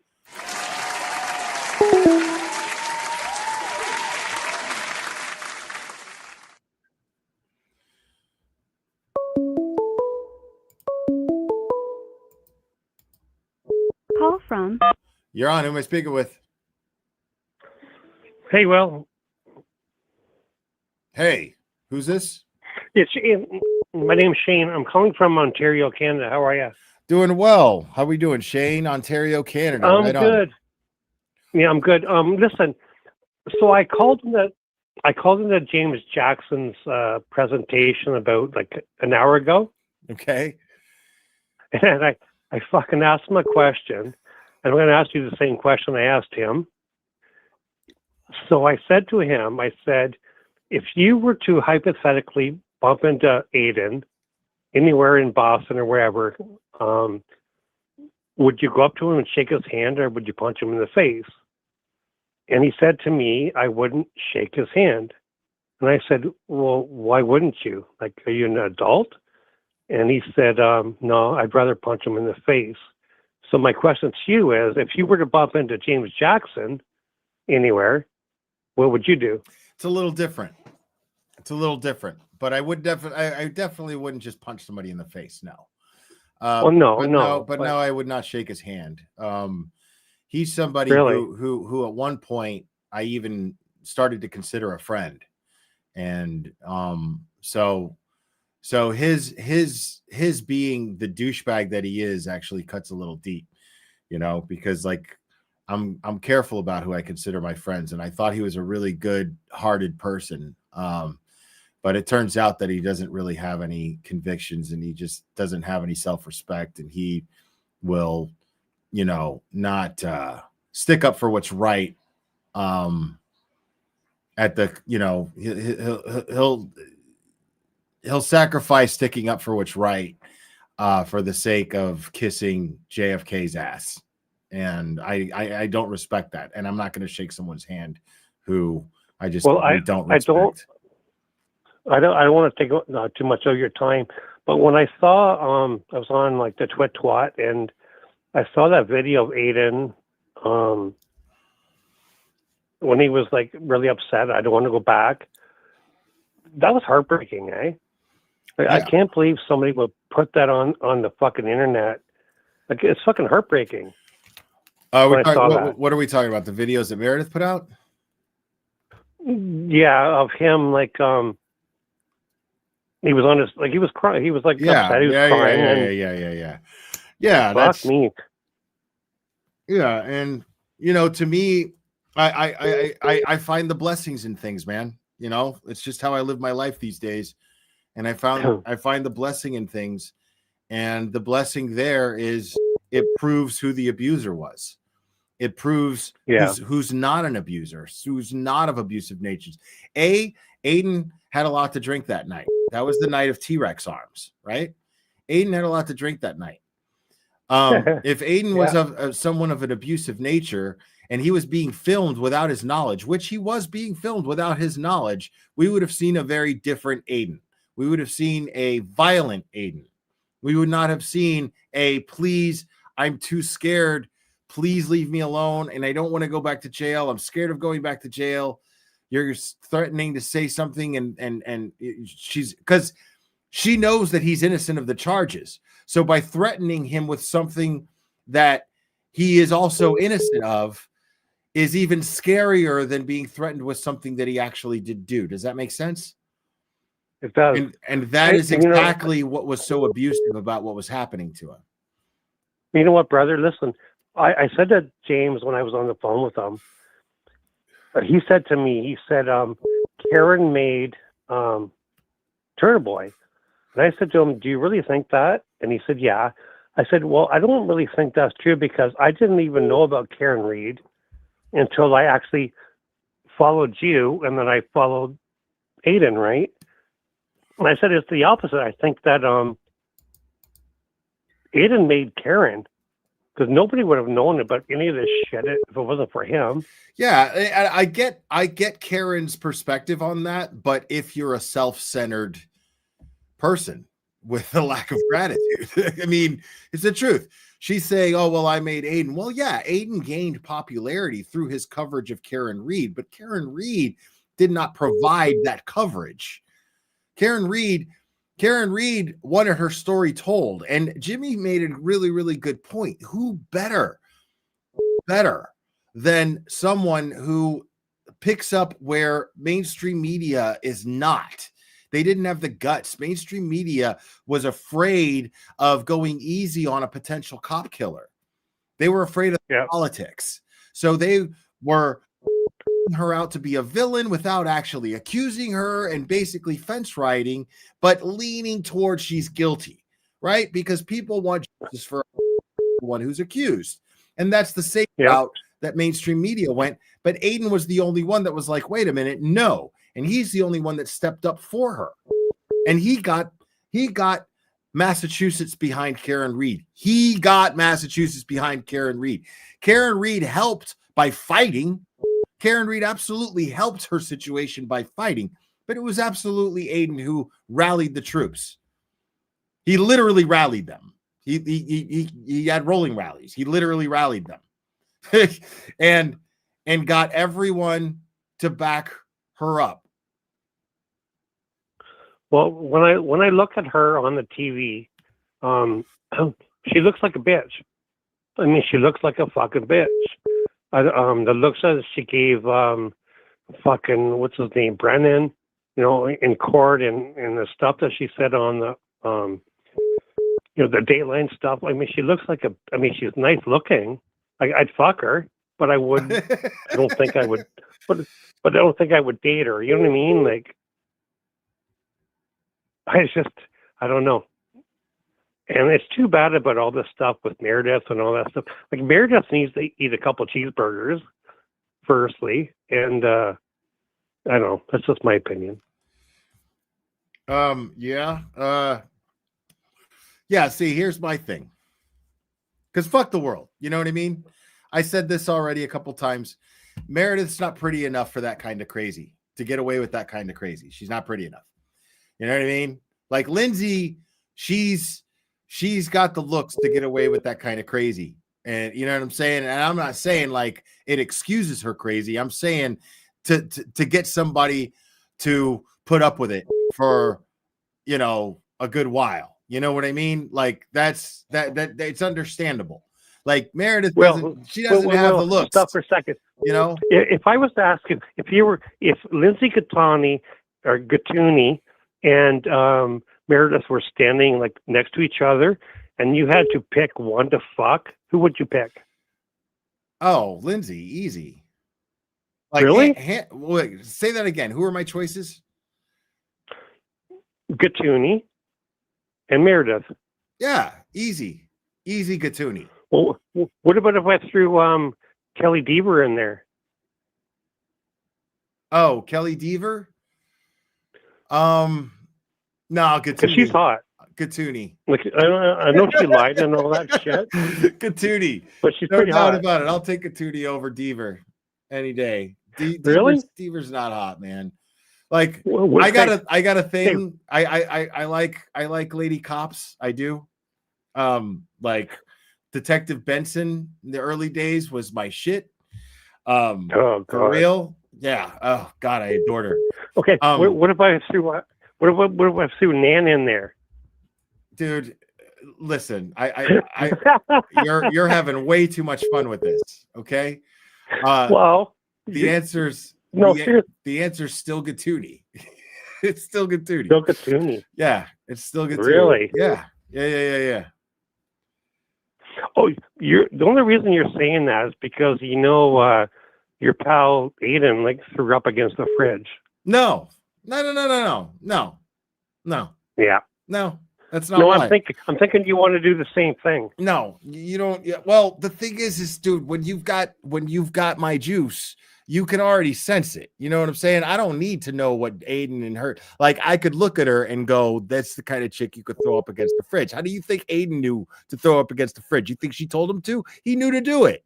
That's what women want. Women want a dude who already knows what you want. They can fucking read you and go, this is how you do it. She totally wants me to fucking pull her hair. You just do it. Will, that was pre-planned because like somebody set the camera up so they could video it. I mean, it was like pre-planned, right? Yeah, but I don't think they wrote a script, dude. What are we talking about here? I don't know. Jesus. Yeah, I don't think they wrote a script and had it ready to go. And we're like, okay, and then I'm gonna throw you up against the fridge. Ready? Action. That's not what happened, dude. Like they fucked and decided to film it. You know? Okay, I'm gonna let you go in a second, but I have one more question. Okay. Okay. So sometimes I pop into JFK only because I'm kind of interested in that Eddie O'Brien thing. I still think he's guilty as fuck, but I mean, anyways, my question is like, what's a Kevy Kev? My name's Shane. So if I call myself Shaney Shane, or you're like Willie Will, like what the fuck's a Kevy Kev? It's a little hairy dwarf that dances on cue, on command. No, he doesn't. That's what a Kevy Kev is. Is a little hairy dwarf that dances on command. None of them can keep a beat. I mean, there's like good music going, and they're like opposite of what the beat is. So I don't know. Okay. I don't know what they're doing over there. All right, Shane. Well, thanks for calling. Okay, brother. Yeah, you take care of yourself. You too. Call from. You're on. Who am I speaking with? Hey, Clara. It's Amy. Hey, Amy. I have two things. Okay. First thing I want to say is TB is so good at his job that he makes these women in his life look like saints. And that's a blessing and a curse because we believe it because it's kind of the image they put out. But then they are so crazy, they show themselves. Second thing is, all these people saying that Karen made Aiden, right? If that is the case, Proctor made Karen. Right or wrong? Because without her, Aiden wouldn't be Aiden, but without Proctor and the McAlberts, that's an interesting Karen wouldn't be Karen. That's an interesting way of looking at it. Sure.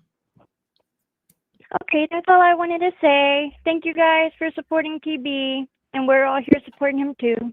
Right on. All right. Well, thanks so much for calling. Thank you. Bye-bye.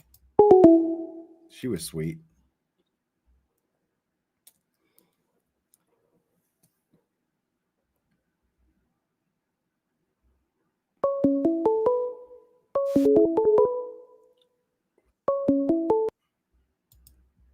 Call from. Oh, who am I speaking with? Shit. It's always, man, I was hoping it was a troll and they just hung up. Call from. Mary. You're on. Who am I speaking with? Hey, Will, it's Mary in Seattle. How are you? What's up, Mary in Seattle? I'm doing well. How are you? Good. I'm worried about TB, and I don't agree with a lot of his shit, but he's a great reporter, and Meredith has some mental health crap. I'm not worried about him at all. I mean, excuse me. That's not to say that I don't feel for him, because he's definitely going through it right now. So as a fellow creator and as a friend, I feel him because he's going through it, but I'm not worried about him in the sense that I know he's going to come out fine. This is just some fucking embarrassing shit because his fucking personal shit's out there and it shouldn't be. That's what he's going through right now, and then it'll pass like anything else, and we're just going to continue to expose the corruption and do what we do. That's all this is. Well, you talk about mental health and all kinds of stuff, and I thought I'd call because he said last night something about, well, do I really qualify for a restraining order, and should I really get one? And kind of like I'm a guy thing. And it's like, hell yes, you do. She's got maybe your key fob, the code to your house. She's calling the ex. I mean, come on. I need some men to stand up I mean, for men. it's no secret that you can get a restraining order in Massachusetts for significantly less. So, Yeah, that's true. you know, I mean, is it my opinion that he should get one? Sure, of course. Why not? Why not play it safe? I mean, she's obviously shown the signs that she's not willing to back down, and she's never loved him, and she's just a fucking psychopath. So, yeah, absolutely. Now, if he decides to get one, am I telling him hey, go get one? Fuck no, I'm not doing that. You know, that's his business. No, just that it's not, he's not gonna lose his cool card because he's a guy, or whatever you guys think it is. As a man, I mean, as a man, I mean, I'm not above that shit. If somebody acts like that with me and I feel like I'm in danger and I have children and shit like that, then fuck yeah, you know, I'm gonna take the safe route. But you know, that doesn't mean that's that, all I'm saying. that doesn't mean that that's everybody's path that they should go. You know, I trust Aiden's way of however he chooses to deal with this moving forward. He's got smart counsel. He's got lawyers to pay for advice on this shit.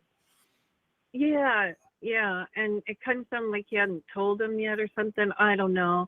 I just hope he does. As a mom of a kid, and I've been there, and she's off her meds. It's just all too much. And I'd like men to kind of talk to each other and say, hey, you got a crazy chick like this? It's okay to file an order and report this shit. Tell people it's okay. He's been abused. It's that simple. So anyway, you just speak on mental health a lot, and it was hard to see him sad and scared, and she's fucked up. I mean, she could have a YouTube show on mental health. Sorry, I need to shut down a rumor in my chat. Aiden's ex account is fine. Hey, there's somebody in your chat. That's my neighbor. I didn't see their name, but Bonnie Lake, I'm about a mile from you. So, hey, Right on. I just wanted to, I was hoping you would, I don't know, whatever you guys do. Don't send us dick pics, but also know that it's okay if you need to get help. Get help. You know, you don't need to take this from crazy women. File reports. Get her arrested for recording you. I don't care. Do something. It's not okay. It's not okay. Anyway. Yeah, I agree. I will let you go. You probably got better callers with that aren't as fired up as I am about this shit right now. Okay. Sorry. Yeah, I was just dying. I'll be good. Okay, lift up both arms. You'll be okay. You have a good day. Thanks, Will. All right, you too. Bye-bye. Bye-bye. Call from The turtle you know. You're on. Who am I speaking with? It's the turtle you know. What's up, the turtle you know? How you doing? I'm doing well. How are you, bud? Doing fine. I'm watching you on my new 75-inch TV, and you're fucking larger than life, guy. Oh, right on, man. Just got a 75-inch myself, dude. It's fucking amazing. It's beautiful. It's such an upgrade from what I had, dude. Oh. You know? And now I'm looking forward to watching the Pats game. And they're I so fucking stayed up as affordable. late as I could. Like, I got mine. I got mine cheap as fuck. You know what I mean? Dude, like, so I was like, telling why you, wouldn't they got I good buy deals. this? Yeah, I was like, why wouldn't I buy this fucking TV, dude? So I bought one. And then it's like being able to amazing. fucking watch all that drama last night. Bro. And the biggest fucking screen possible. Dude, listen, I'm going to keep it short, but I just want to tell you how much I appreciate you and all, you know, the other content creators. It's not easy dealing with all this bullshit drama, but you guys fucking, you rock, man. I really do appreciate you. And Aiden's just got to keep he's got to keep his head on his shoulders. It's fucking tough, dude. These bitches are crazy, but we got his back. We just got to keep, we just got to keep it up, That's it. That's it. But I appreciate you, man. I'll let you go. I'll let the next caller call in. All right. Thanks for calling, Turtle. Have You a- know. Appreciate it, man. See you, bro. Later.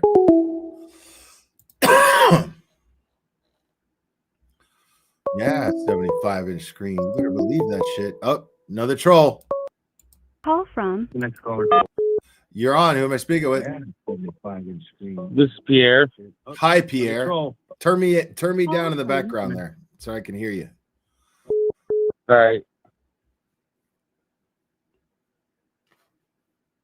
So, I just wanted to say, fuck Meredith O'Neill.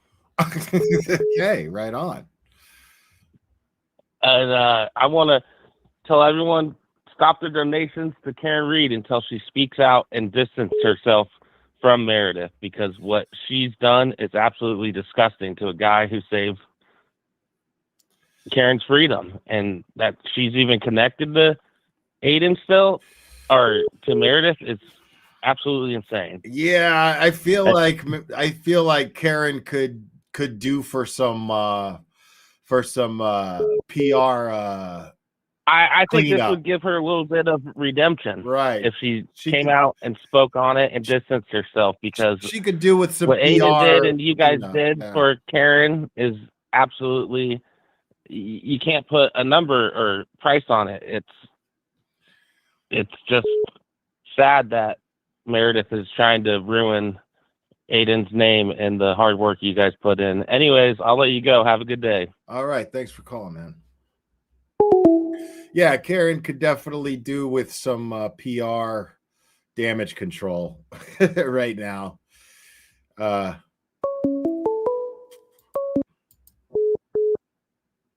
from. You're on. Who am I speaking with? Hey, well, it's Michelle from New Jersey. I've spoken to you a couple times. How are you? Doing well, Michelle from New Jersey. How are you? All right. I'm I never thought something about Meredith always never seemed right, but to find out she was such a predatory person, I feel like she specifically went after Aiden when he was in jail, not because she was so interested in Aiden in the beginning, because he was her ticket to Karen Reed. That's right. He was he was her ticket to Karen Reed hierarchy that doesn't exist. Right. It's not real. It's an illusion. There's those of us who do what we do. If you look at things from a subscriber count perspective, well, that's a bunch of bullshit, because there are creators who have more subscribers than me, or Nurse Kim, or so on and so forth. But the thing is Aiden is not, I wouldn't call where Aiden is in some sort of hierarchy. I would look at Aiden in a place where he just is because of what he's done. He has the status that he's in because of the work that he's put in. No different than anybody else that I know who has spoils to show for their hard work, right? And the fucked up part is Aiden's spoils goes towards him still fighting his fight and defending himself against bullshit charges. So he's not really enjoying the spoils, is he? He's really not. What's up, Microdots? Right. All his money is going to lawyers for how long? Enough is enough with these sick people. Stop going after this poor man. I have 3 sons, and I've heard all about the recordings that she's put out in the videos. I've not gone onto Twitter to watch them because, as a mother of 3 boys, my heart breaks. To think of somebody putting my son in that position by putting that on the internet, doing it to, I don't know. I think I can empathize because I have 3 sons, and she just preyed on him in his weakest moment, completely handpicked him, went after him because she knew that he would be vulnerable while he was in jail, all to get to the point to get to Karen Reed, to get in the courtroom was the first important thing to her. And, she's just sick. She's really, really sick. And I do think that he should talk to his lawyers and consider a restraining order, not for his own safety, even though I don't put that past her, that she's somebody who's like, you know, a bunny boiler type, but for Julie, because she wouldn't be able to contact anybody in his family, his children. I think it boils down to she has an obsessive need for control. And that obsessive need for control causes her to be irrational and take irrational measures. And that is something that is to be of concern. Hey, what's up, Emily C? That is definitely she should something take some to of be that control. She should take some of that wanting to be in control and like control her own child. From what Aiden said last night, her child talks to her like crap, and she allows well, that it. comes from bad Like, parenting. but- Like you but want to know right, the but truth? Put your control issues in the proper place. You want to know the truth? I mean, there's something that people love to hang over my head is that I admitted to striking my son at one point. I saw that stream. When he was 16. And part of the reason, I won't tell you exactly the circumstances because I don't want to put his business out there, but I won't tell you the circumstances which got me to that point. But I will tell you that what led up to that was him having been with his mother and then me taking custody of him as a teenager and getting the product of what his mother raised. And he would talk to me that same way. And as a parent, I'm sorry, you've got to be willing to go that far to teach your child respect, in my personal opinion, if you have to. And I stand by that. I don't give a fuck what anybody says. You can judge me, you can hate me, you can unsubscribe from me, you can whatever. You can think I'm a bad person. The fact of the matter is that's how I was raised. That's how everybody I knew my age and my generation was raised. And you know, the bottom line is I grew up to have respect for my elders. I grew up to have exactly for a working person, for somebody with a job who was independent. I grew up to have respect for these type of things. Right. I never hit my kids, but I don't think, I mean, I'm sure I've like spanked them when they were little, a little bit, you know, I here didn't. and there, but I like, didn't. never, That's the other thing is my kid was like a their good kid when he hand was or little. something like that. You know, he was fine, and Or- he's still a great person. Yeah, he's a fine young man. You know, but don't when let he was, anybody when he say was a little kid, I was in his life, and he was well mannered, and he was good. I never ever had to discipline him, and then I end up becoming alienated from him for years, and then circumstances happened where I had to take custody of him, basically to save his life, and he ended up.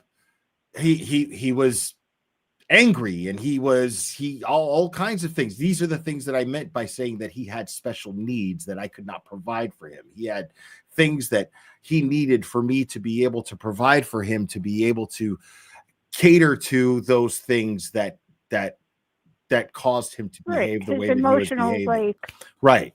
Yeah. And I just, you know, making the very little bit of money I had and having a 2-bedroom apartment to support for the both of us, and, you know, just doing everything was very difficult. And so I could not, I just couldn't do it. And, you know, at one point I got so desperate and I was just like, all right, dude, it's, you do this to somebody in real life on your own when you are independent, and you're going to have to put up your fucking hands. So put up your hands.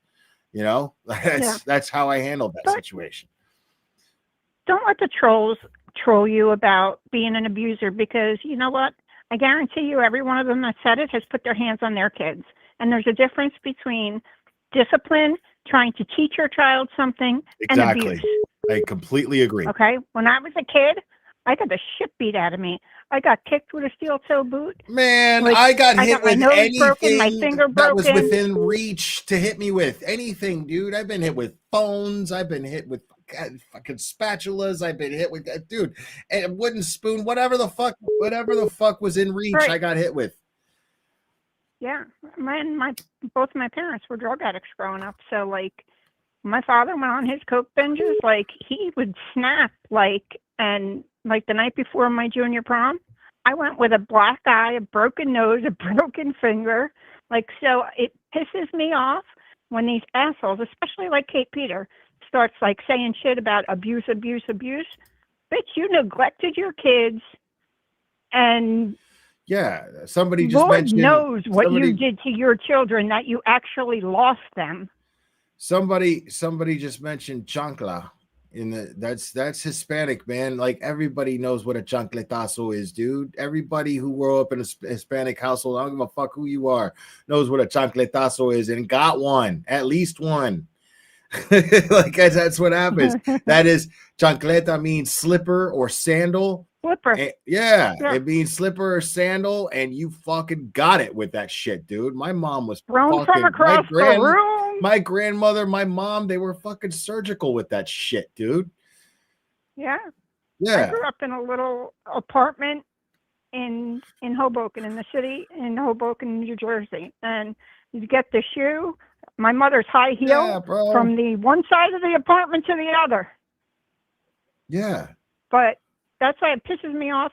When you told the story about your son, I felt so bad for you that you felt you had to even address it, because you shouldn't have to. Right. And that was put out by a very, very abusive, psychotic person who now has no power.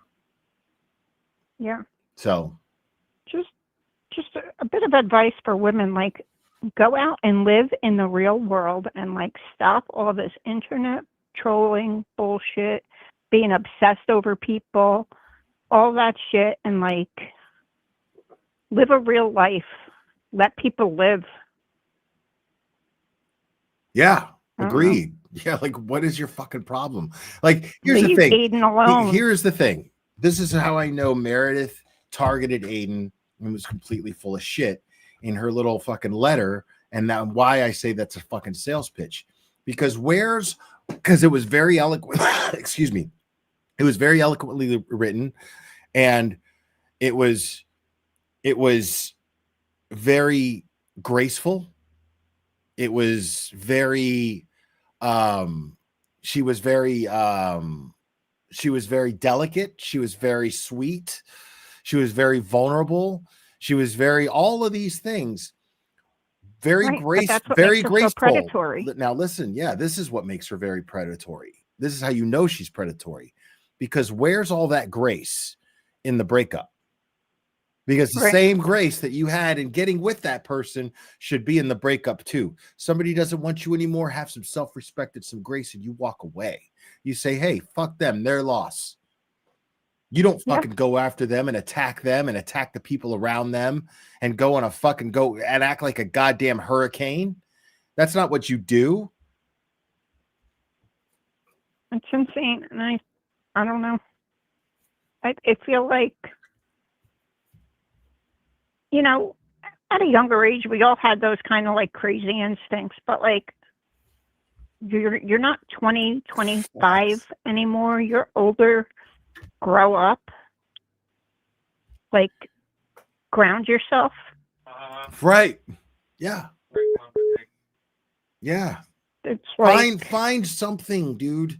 Find something. For me, I never thought that it would be, because I grew up lazy as fuck. I never thought that it would be exercise. And then when I started doing it, now I'm fucking like, I have to do it. I have to do it. Like I will, Yeah. I will spiral out of control if I don't have exercise. I will. yeah. I don't know. I just wish people would leave him alone already. Like, he works his ass off and all his money is going to lawyers. It's sickening. Yeah. Yeah. It's sickening. I have never seen anybody hustle so much as him. Like, you can like see in everything he does, he hustles for it. He absolutely does. Yeah, and he takes a risk. He takes a risk of going back to jail every single time he writes an article, every time he tweets something, every time he does a live stream. He takes a risk of going back to jail, because just like they twisted his words to throw him in jail the first time and charge him the first time, they could twist his words now at any given moment. Mm-hmm. This guy takes a chance right takes that chance every single time. So yeah, what are we talking about here? Like, why what are we? Why are we not acknowledging the fact that this dude is fighting the fight every single time that he goes public and shows his face publicly and speaks out publicly? Why are we acting like he's, somehow some sort of guilty person? Like, guilty people don't do what he's doing. Right. And he always comes out on top. My fear for him is that, like, at some point of continuing to fight and spend his money on lawyers, that he's going to say, like, I'm done with it. And I don't ever want to see that for him. And I hope that it never comes to that. Because if it ever came to that, then we all lose. Because, it's not just what he did for Karen. It's across many areas that he has done great things for his community. Right.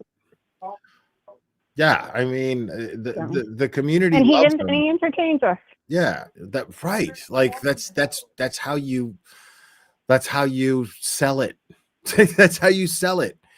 You know what I mean? Like, Aiden is absolutely genuine when he's on, he's absolutely genuine. But I'm telling you, when he's in public and when he's just behind the scenes and you're talking to him in private, he's just a very chill, understanding, rational dude. Like, you can tell that, and you can tell he has compassion for people. He does, because when he has gone and taken articles down for people who've changed their lives or circumstances, changed their circumstances. He has compassion for people. He's not like the bully they make him out to be. Not at all. Like, calling someone out on their bullshit does not make you a bully. Exactly. It simply doesn't. Like, it means I'm glad that he took the power back from her. It means you're defending the community. That's the way I look at it. If somebody comes up here and they are completely full of shit and they are duping the community and milking them, I'm going to be like, because these are the people I look out for. You know what I'm saying? You're making all of us look bad. Because I like the fact, don't get me wrong, I love the support I get. I love making money. But I love the fact that I make money by being up here and being genuine. You know what I'm saying? Right. Like, that to me is, I beat life, dude. I fucking hacked it. Because now I get to I can genuinely say that I get up here and I make my money. I make a living, an honest living. I put a roof over my head and I put food in my belly, honestly, and in the purest, most honest way possible, by coming up here and fucking wearing my heart on my sleeve and stating my opinions without holding back. That's winning. That's fucking winning. You know what I'm saying? Like, I don't want to fake it. When I fake it, it becomes work.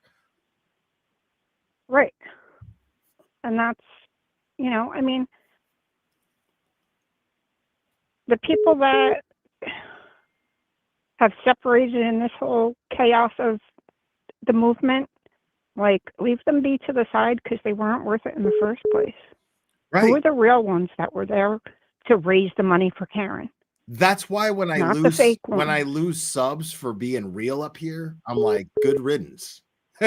Good riddance. And then guess what? I say some more real shit and then I get fucking solid new subs every time. Yeah. Yeah. Because you could tell that you're genuine.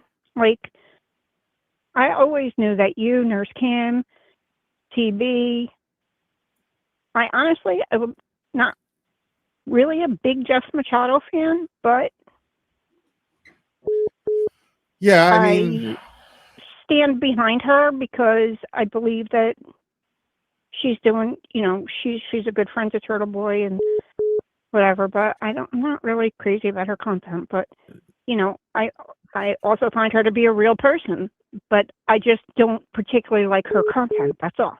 Yeah, and you don't have to. You don't have to. You know what I mean? Like, I get it. Like but Karen's spit in all your faces. Like, it's fucking insane. And I donated to her, and I live, like, literally, I'm disabled, and it's very tight for me to live. And I still took $20 here and $20 there to donate to her, because I couldn't imagine going up against what she was going up against. And it's like she spit in the face of everybody who donated to her and everybody who supported her and raised the money because she wants to say she made Aiden. No, Aiden blew up the story that brought her the $1.1 million that she needed to defend herself. That's a fact. I mean, you can sit there and deny that shit all you want, dude. That is a fucking fact. Because look where the money is now. Like now is the proof. The lack of money in that give, send, go that's right that's there now is a statement to why is a statement to the fact that Aiden is absolutely responsible for the support that Karen Reed initially had. It is a fact. Yeah. You can't deny that. 100%. Once she lost Turtle 100%. Boy's support, she lost her support. Yeah. That's undeniable. And she did it to herself. And And I felt that way before all this shit. I felt that way as soon as, like, she wasn't going on his show. And even after Alan Jackson went on, I felt like that was performative. Now, I still support Karen Reed. I still do. I do too. Because I want the real. I see her. Don't get me wrong. I see her. But what's right is right. She should not be being sued, and she should absolutely be suing the people who she's suing 100%. And I hope she wins. Right, and she has my support. Absolutely. But I don't blame the community for feeling any way that they do. I don't blame Aiden for feeling any way that he does. And I have a right. I have a right to feel some type of way too. I just choose not to. Absolutely. I just choose not to. Well, you're better than me. I mean, all right. I'm gonna go because I have to drive my son somewhere now. But it was great talking to you, and keep it real. You too. Thanks for calling. All right. Thanks. Bye. Bye-bye.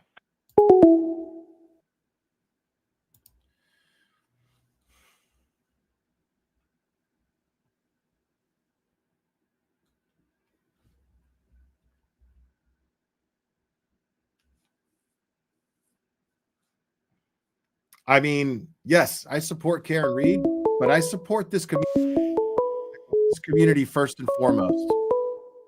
100%.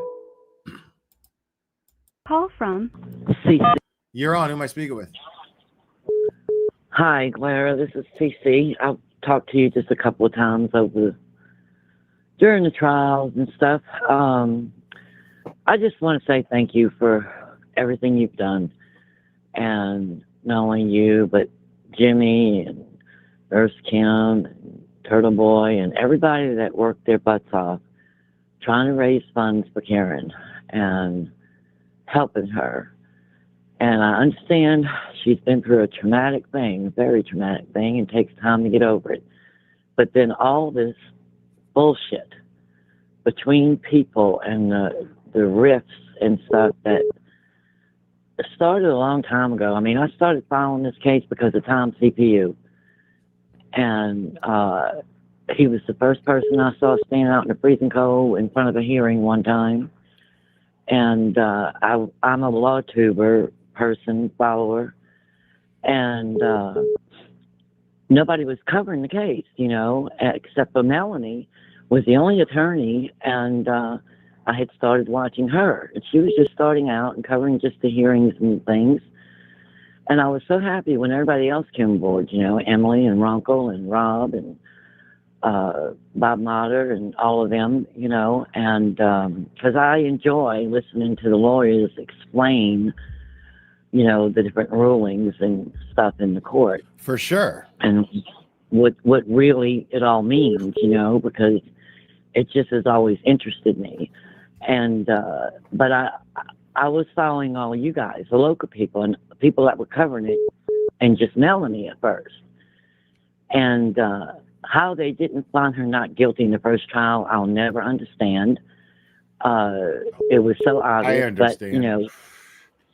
But, well, I think they messed up not cross-examining Barrows, and also. No, I don't think. I don't think that the defense did anything wrong. I think that Fanning absolutely had something to do with that jury. Oh, that's possible.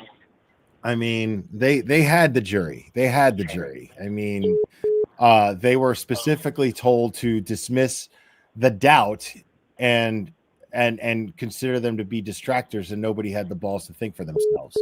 They just took it that way. And didn't Lally or something have lunch or know what the number one juror or the one? Oh yeah, and then somebody got bounced. Somebody who was actually very kinda- vocal. That she got bounced, and I know that had something to do with Fanning. I know it did. I don't know, but that also. But I don't think the defense didn't do anything. I mean, I understand why the defense did not cross-examine. Hey, keep talking. I won't be able to respond if you ask me a question until I come back on camera, but keep talking. Okay, all right, go ahead. But Barrows, you know, if they would have just asked him, you know, put that picture up and say, did the taillight look like this, you know, like they did in the second trial? That's all I meant by cross-examining. But and Dr. Stonebridge, because she was a brilliant neurologist, and I don't think the jury paid one bit of attention to her. I think they were more worried about looking at her tattoos and her lace dress, you know, sleeveless dress. And they were distracted because Melanie had to stop her chat and chastise them to pay attention, that this was the brain doctor. She's discussing what happened to John O'Keefe's brain. And so, you know, that right there told me the jury's not even listening to this woman, and she's giving a lot of details.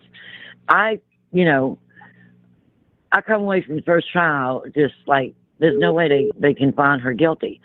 And the witnesses for the Commonwealth just were such liars. And if you couldn't see they were lying, I don't know, I guess you don't read people too well, you know, but it was so obvious, it was ridiculous.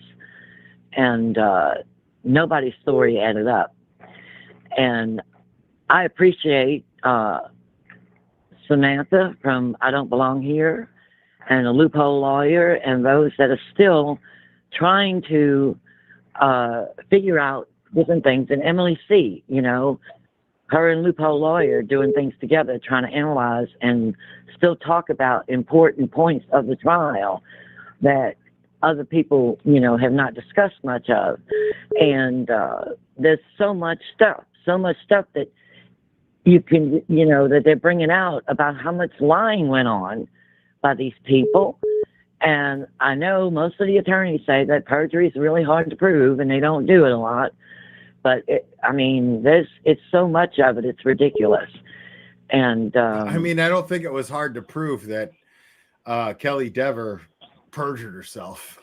You know what I mean? Yeah. Like, yeah. There's one right herself. There. I don't think it was hard to prove that Jen McCabe perjured herself. I don't think it's hard to prove that Brian Higgins perjured himself. I know. So why aren't they getting charged with perjury at least? Probably because it's not worth pursuing.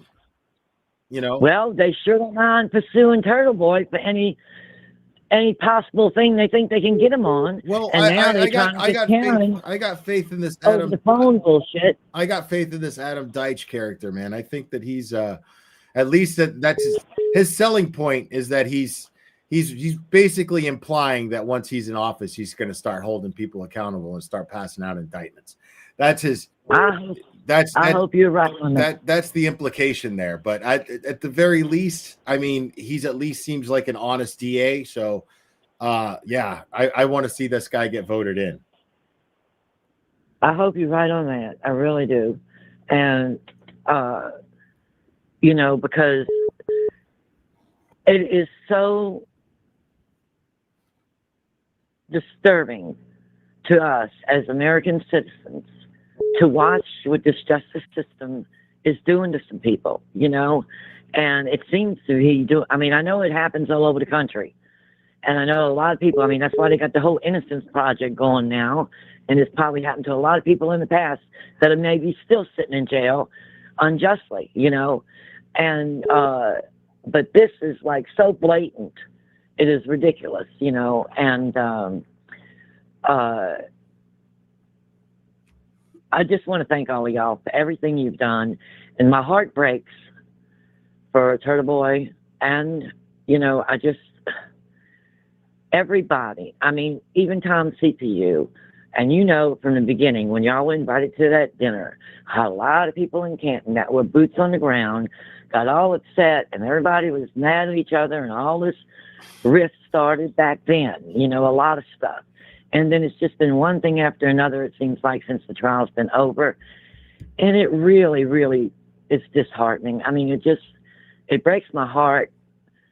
Turtle Boy It didn't have to actually, be that you know, way. It didn't have to be that way. I mean, the No, fact it really the didn't. fact is And let me tell you that something. the fact is that for the sake, I mean, if you're looking, I still don't see how it would have been detrimental to Karen Reed in any way, shape, or form if her and Turtle Boy's attorneys got together and said, okay, if we just, you know, kind of put our heads together, we can make this work. If we can make standing in solidarity, the two of them standing in solidarity work, supporting each other publicly, we can make that work.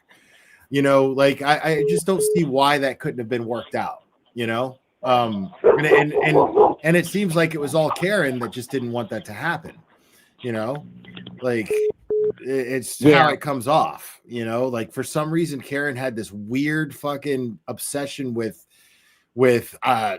just I want nothing to do with Turtle Boy for whatever reason. Okay, you know, but nobody knows why, and if there's a reason why, okay, fine. And it might even not even be anybody's business, but at the same time, there's nothing logical that says that it's a good move to because look at the results. The results speak for themselves. You know, Well, like I mean, Karen that, just doesn't have the support that she used to have, and it sucks. I want her to have the support she used to have. She needs the support, and I don't know if it's just been bad advice or what, because yes, she needed some time. She needed some time because she had been through so much. Okay, and it had to be in her medical conditions. It had to be so exhausting, and she did need some time to herself. And I understand that maybe that she didn't want to go on, but you know, why, like David Yannetti and Bob Alessi were going on shows, and I guess somebody said, I don't know if it was Alan, that said she really wasn't wanting anybody, but then Alan also, it's been said that, you know, she kind of okayed for Alan to go on Turtle Boy, and I don't think they had a rift right after the trial was over. I just think she needed some time to herself, and she needed to get her head together after all that crap. And, you know, it just worked out. And Turtle Boy, you know, Aiden he understood that if there was something where she could get an interview and be paid for the interview and make money, that was and should be one of her priorities. And he understood that. And he was encouraging that. He was. And, you know, and I don't know who advised her not to, or what, you know, what deals she's made or she hasn't made or whatever. But like when he did his intervention stream, I understood where he's coming from, you know, because time is passing and people are forgetting and moving on to the next trials, you know, and the news cycle in our country doesn't last that long about stuff, you know. And so I don't know. I hope she's got plans or somebody has helped her to where there will be, you know, besides this suit. And I understand she's still worried about Morrissey and the O'Keefes and them wanting to come after her. And now, you know, but still the same group that tried to frame her trying to come after her. So she's probably very paranoid about what she says or does. And Cosgrove pulling the bullshit about the phones, you know, I can comprehend and I can understand. And I think Turtle Boy did as well. But then this stuff comes out, you know, JFK and him, I used to call in his show all the time. I have since unsubscribed because they were all about, to me, peace and love, and let's have a little music and, you know, take a little pressure off of us from this trial. They were fine that way. They should have just fucking kept it at that and known their place. And then, you know, Kev coming there. I don't know what's going on between James and JFK. And then all of a sudden, James is showing up, and James is angry, which he never used to be. And he's getting angry about stuff. And then JFK starts getting angry about stuff. And, you know, I used to disagree with them a lot because a lot of times they would play these question games, you know, about, well, you know, what if Karen would have never flirted with Higgins, you know? Would John still be alive? And they'd make these silly comments, which I never understood. And I would confront them on that and say, why are you even saying stuff like that, you know? And so did Jimmy. Jimmy went on a show, but that's since been, I think, taken down or put as a members only, where he went on the show and had a discussion, and it was defending Karen, you know, about certain things that they were questioning, you know, and he did it several times. He was a very, you know, skeptical person, and, you know, would throw in a little bit of the, I guess, to get drama, I don't know, but just to make people question. But when I saw people jumping on his stream instead of just taking call-ins, he had people coming on. If he couldn't tell those were the trolls that had been part of the against Karen Reed people. He could. He didn't care. He wanted that. He was trying to cause a rift. He was trying to make waves in order to get views. That's all. That he knew exactly what he was doing. It wasn't like he was just ignorant and stupid about it. He knew exactly what he was doing. My stomach couldn't take it anymore. It's like, no, this is ridiculous. And where's all about the love and peace and music, you know? And, you know. And it's fucked up because now you know that that's not what they're about. So when they try to do the peace, love, music thing, it's like gross. People go, oh, man, it seems perverted now. It seems gross. Like now it hurt them. Right. In my opinion, it hurt them in my eyes. It really did. Right. And I really thought, you know, because they really did go over and over and over the waterfall thing, okay? But let me tell you something. Alan Jackson, in his closing arguments, and we don't know to this day until all these dang sidebars come out, but he made a point to tell the jury to rewatch the waterfall tape from 11:30 to whatever when this stuff was happening. He didn't totally ignore it. He didn't totally not see it. I don't know that the judge let them show those parts. Yeah. You know, I really don't. I asked Alan Jackson about that before the second trial started because they didn't show that footage in the first trial. And we knew about the footage. We all knew about the footage. And I was like, why didn't you guys go over that footage? And I don't think that he knew what footage I was talking about. I don't think that he was aware of it. He gave me some reason, but it was weird. Like I was like, I can't remember exactly the answer that he gave me, but he was just kind of like, well, we thought this and that and this, and it just sounded kind of like a lawyer answer that didn't really make sense. And it made me realize, I was like, I don't think they know about that footage, or he just didn't remember to go over that footage in the first trial for whatever reason, which I couldn't imagine being the case, you know? Well, I thought told that JFK, footage was very damning. because I kept trying to get JFK to talk about Dr. Stonebridge's testimony. Okay, get on this, because he started to cover a couple other people in the trial besides just the waterfall. And I said, you know, I was trying to encourage people because I felt what she had to say about the damage to his brain was very important, that it didn't just happen from all the damage to the front of his head didn't just happen from falling back and to both sides of his head. Okay. That took a blow, and his cut over his eye, you know, somebody did a left, right, whatever, you know, to the front of him, and he wound up with blow to the back. I think the blow to the back of his head, you know, put him out of his misery, and it was over from then, because even that old doctor in the first trial, he said once he got hit in the back, once the back of his head hit, he was out. He was unconscious. So I felt that was kind of a blessing in a way that he wasn't feeling any more pain. But you know, from all the damage that he also had to the front of his head, it was important. And I felt she was important. I kept trying to get JFK to talk about it. And I told him, I said, look, Alan Jackson told the jury to go watch that part of the waterfall. But, you know, I don't know why they didn't bring it out. But, you know, there's a lot of things that happen at sidebars. I mean, Lally, it was allowed for them to bring out the part where they were grabbing each other's ass and humping and kissing and all that stuff. But not the part toward the end wasn't, you know, they never got really showed in the first trial, you know, the come on and John doing his little two-step dance and stuff. Right. And none of that got really showed.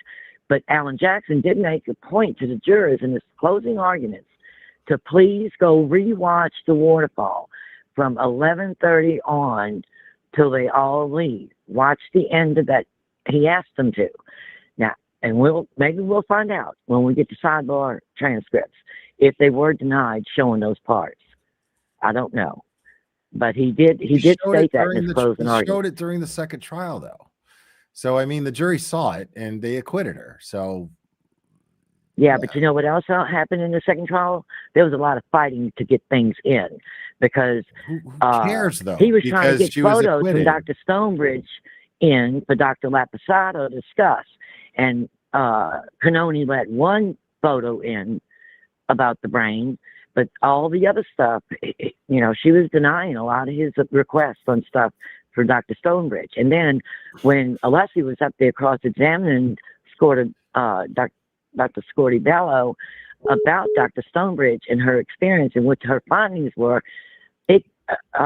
Brennan objects. They go to sidebar. He comes back and he can't talk about Dr. Stonebridge anymore. Right. Can't talk about any of her findings I anymore. guess we'll find out when the sidebars get unimpounded. But I'm going to take the next caller. Thank you, CC, so much.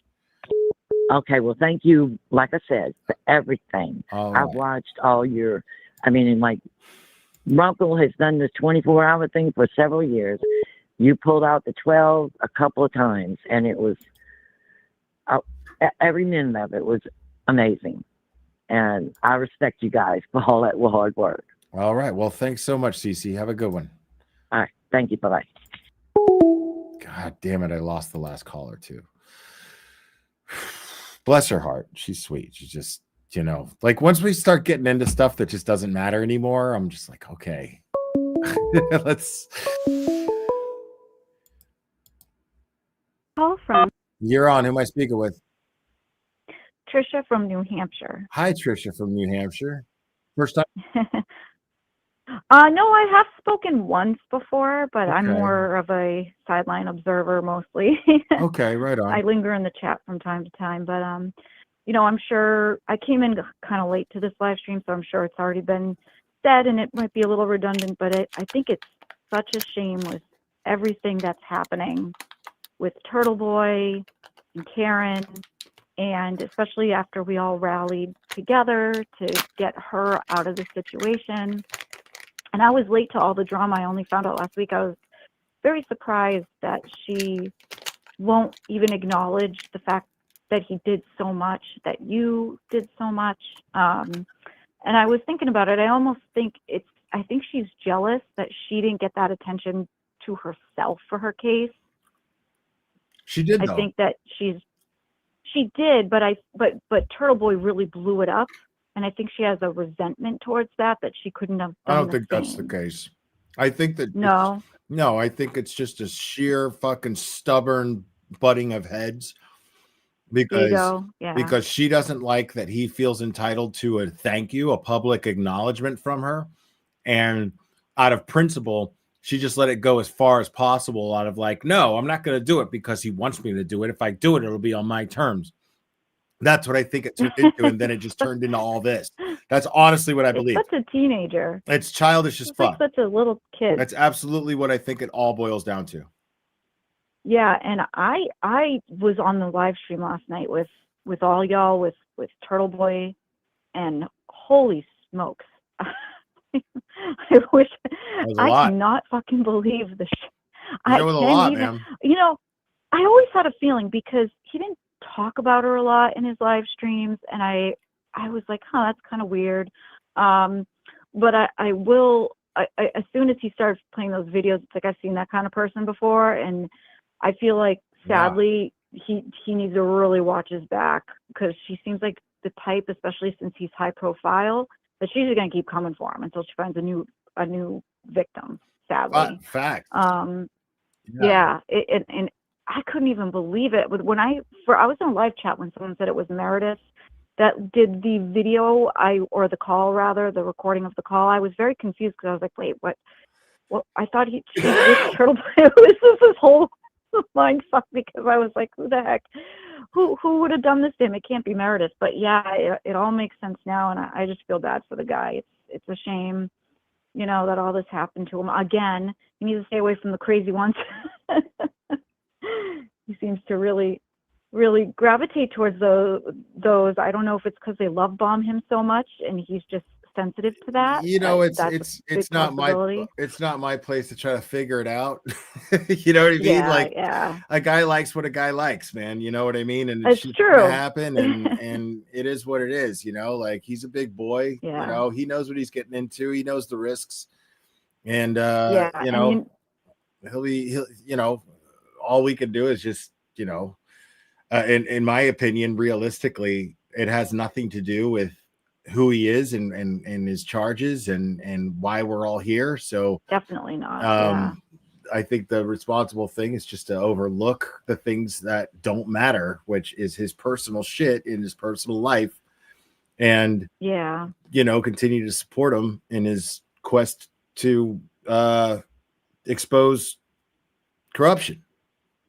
Definitely. Well, he's the one that I'm looking out for this time. You know, it's a shame. Like you just said earlier, I'm for Karen. She shouldn't be going through all this, but you know, he's facing a lot of jail time right now. So I'm pulling it in his lane right now because this guy really he needs it. I feel like he's been beaten up here the last couple of years, and if anyone deserves a break, I think it's Turtle Boy right now. So. But I don't want to hold up the line, but I appreciate you taking my call. Sorry if it was kind of redundant. Like I said, I was a little late to the stream, but very pleasant to always get to talk, chit chat a little bit. And I hope that you have a good holiday season. All right. You too. Thanks for calling. Thanks. Take care. Bye-bye. Bye. Call from Denise. You're on. Who am I speaking with? Hi, it's Denise. Hi, How are ya? Denise. D nice. It is D nice. I get that a lot.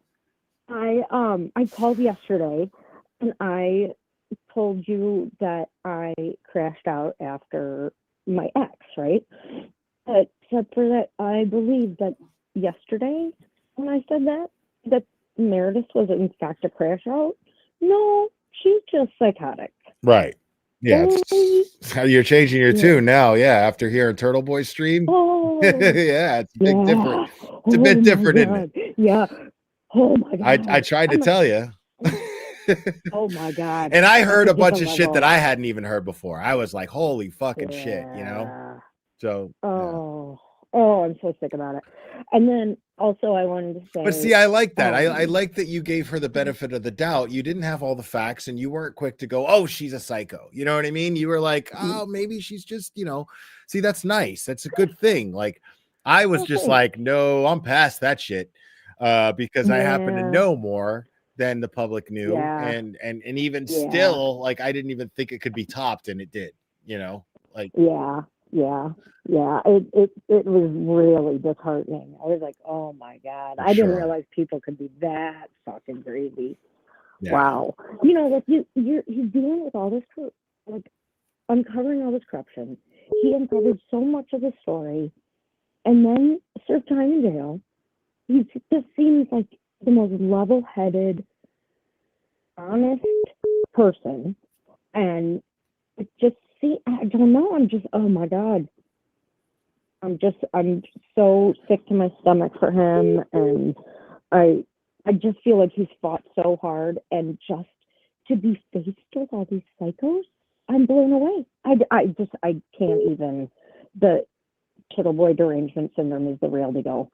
So yeah, it's so wild. Yeah. Well, D nice.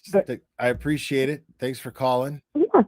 Wait, one more real quick thing. I want to tell you that I was not a Jess fan until the song, and I know that she said that I'll keep Blair because the women seem to like him. No, I like you because you're real, and I want you to know that I'm glad you guys are on the same team, and I appreciate that.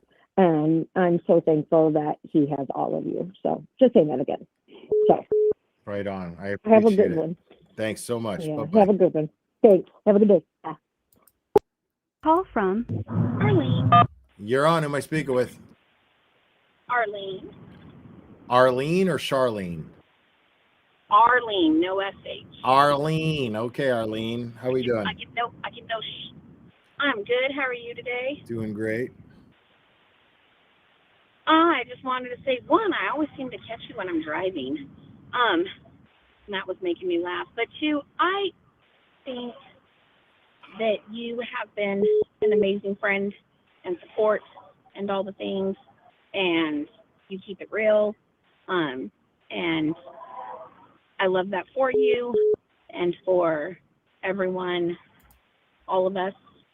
And yeah, how's your puppy and your kitty? Oh, they're doing great, man. Yeah.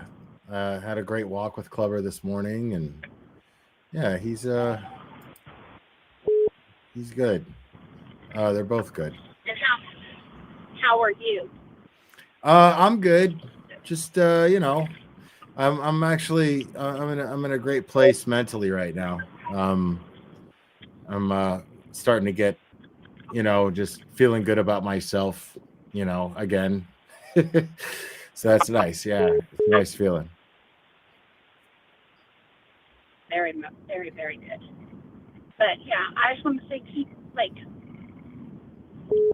on keeping on and keep being a good friend to everyone, and for making us laugh. Thank you. And for just everything. Thank you. Wow, that's awesome. Thanks, Arlene. I appreciate it. All right. Have a good rest of your day. I have to go to a family thing now. Yay me. All right. Well, you too. Enjoy your family thing. Oh, I will. Thanks. All right, Bye. bye-bye. All right, actually, no, I'm ending it now. We're done. We're done.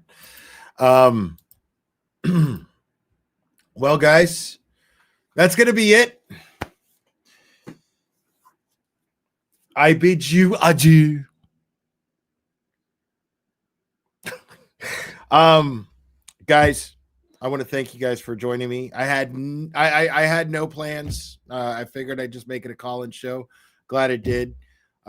Just kind of ranted a little bit for a while there, shared some of my thoughts. I'm glad that I got to do that with you guys. I'm grateful to all of you for hanging out with me on this Saturday afternoon.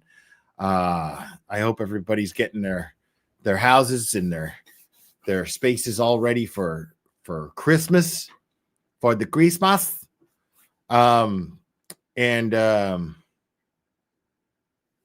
Oh, Nurse Kim starts at 4:20. Well, I'm still going to end it. Yeah. Anyways, thank you guys so much. Make sure to hit the like for me. It means the world to me. It really helps me out. And make sure to subscribe if you're not subscribed already, and make sure to hit the notification bell when you do, so that you know when I'm going live. And if you are subscribed, still make sure, go check. Make sure you hit the notification bell so you know when I'm going live. And shout out to Kasi for calling in always. Connor McManus, good to see you, buddy. And all my callers, I appreciate you guys. And all you guys with your support. I can never thank you guys enough for that. I'm so grateful to you guys for that.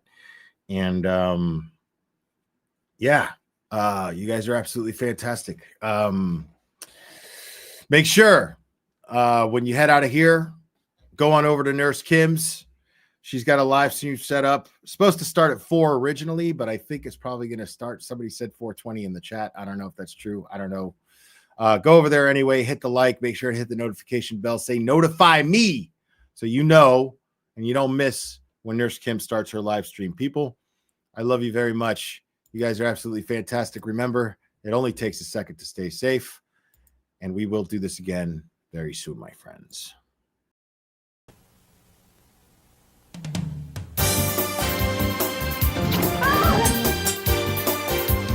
Watch out!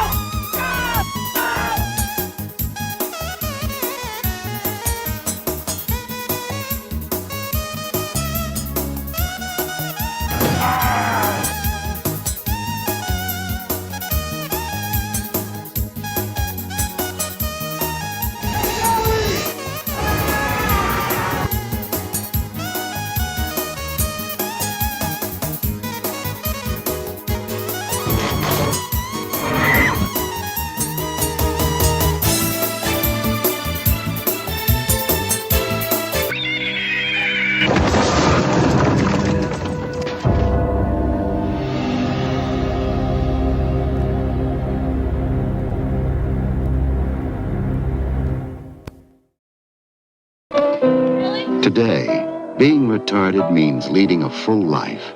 Retarded people go to work or school, just like their neighbors, and come back to a real home. A supervised home, right in the neighborhood, where they belong. Being retarded never stopped anyone from being a good neighbor.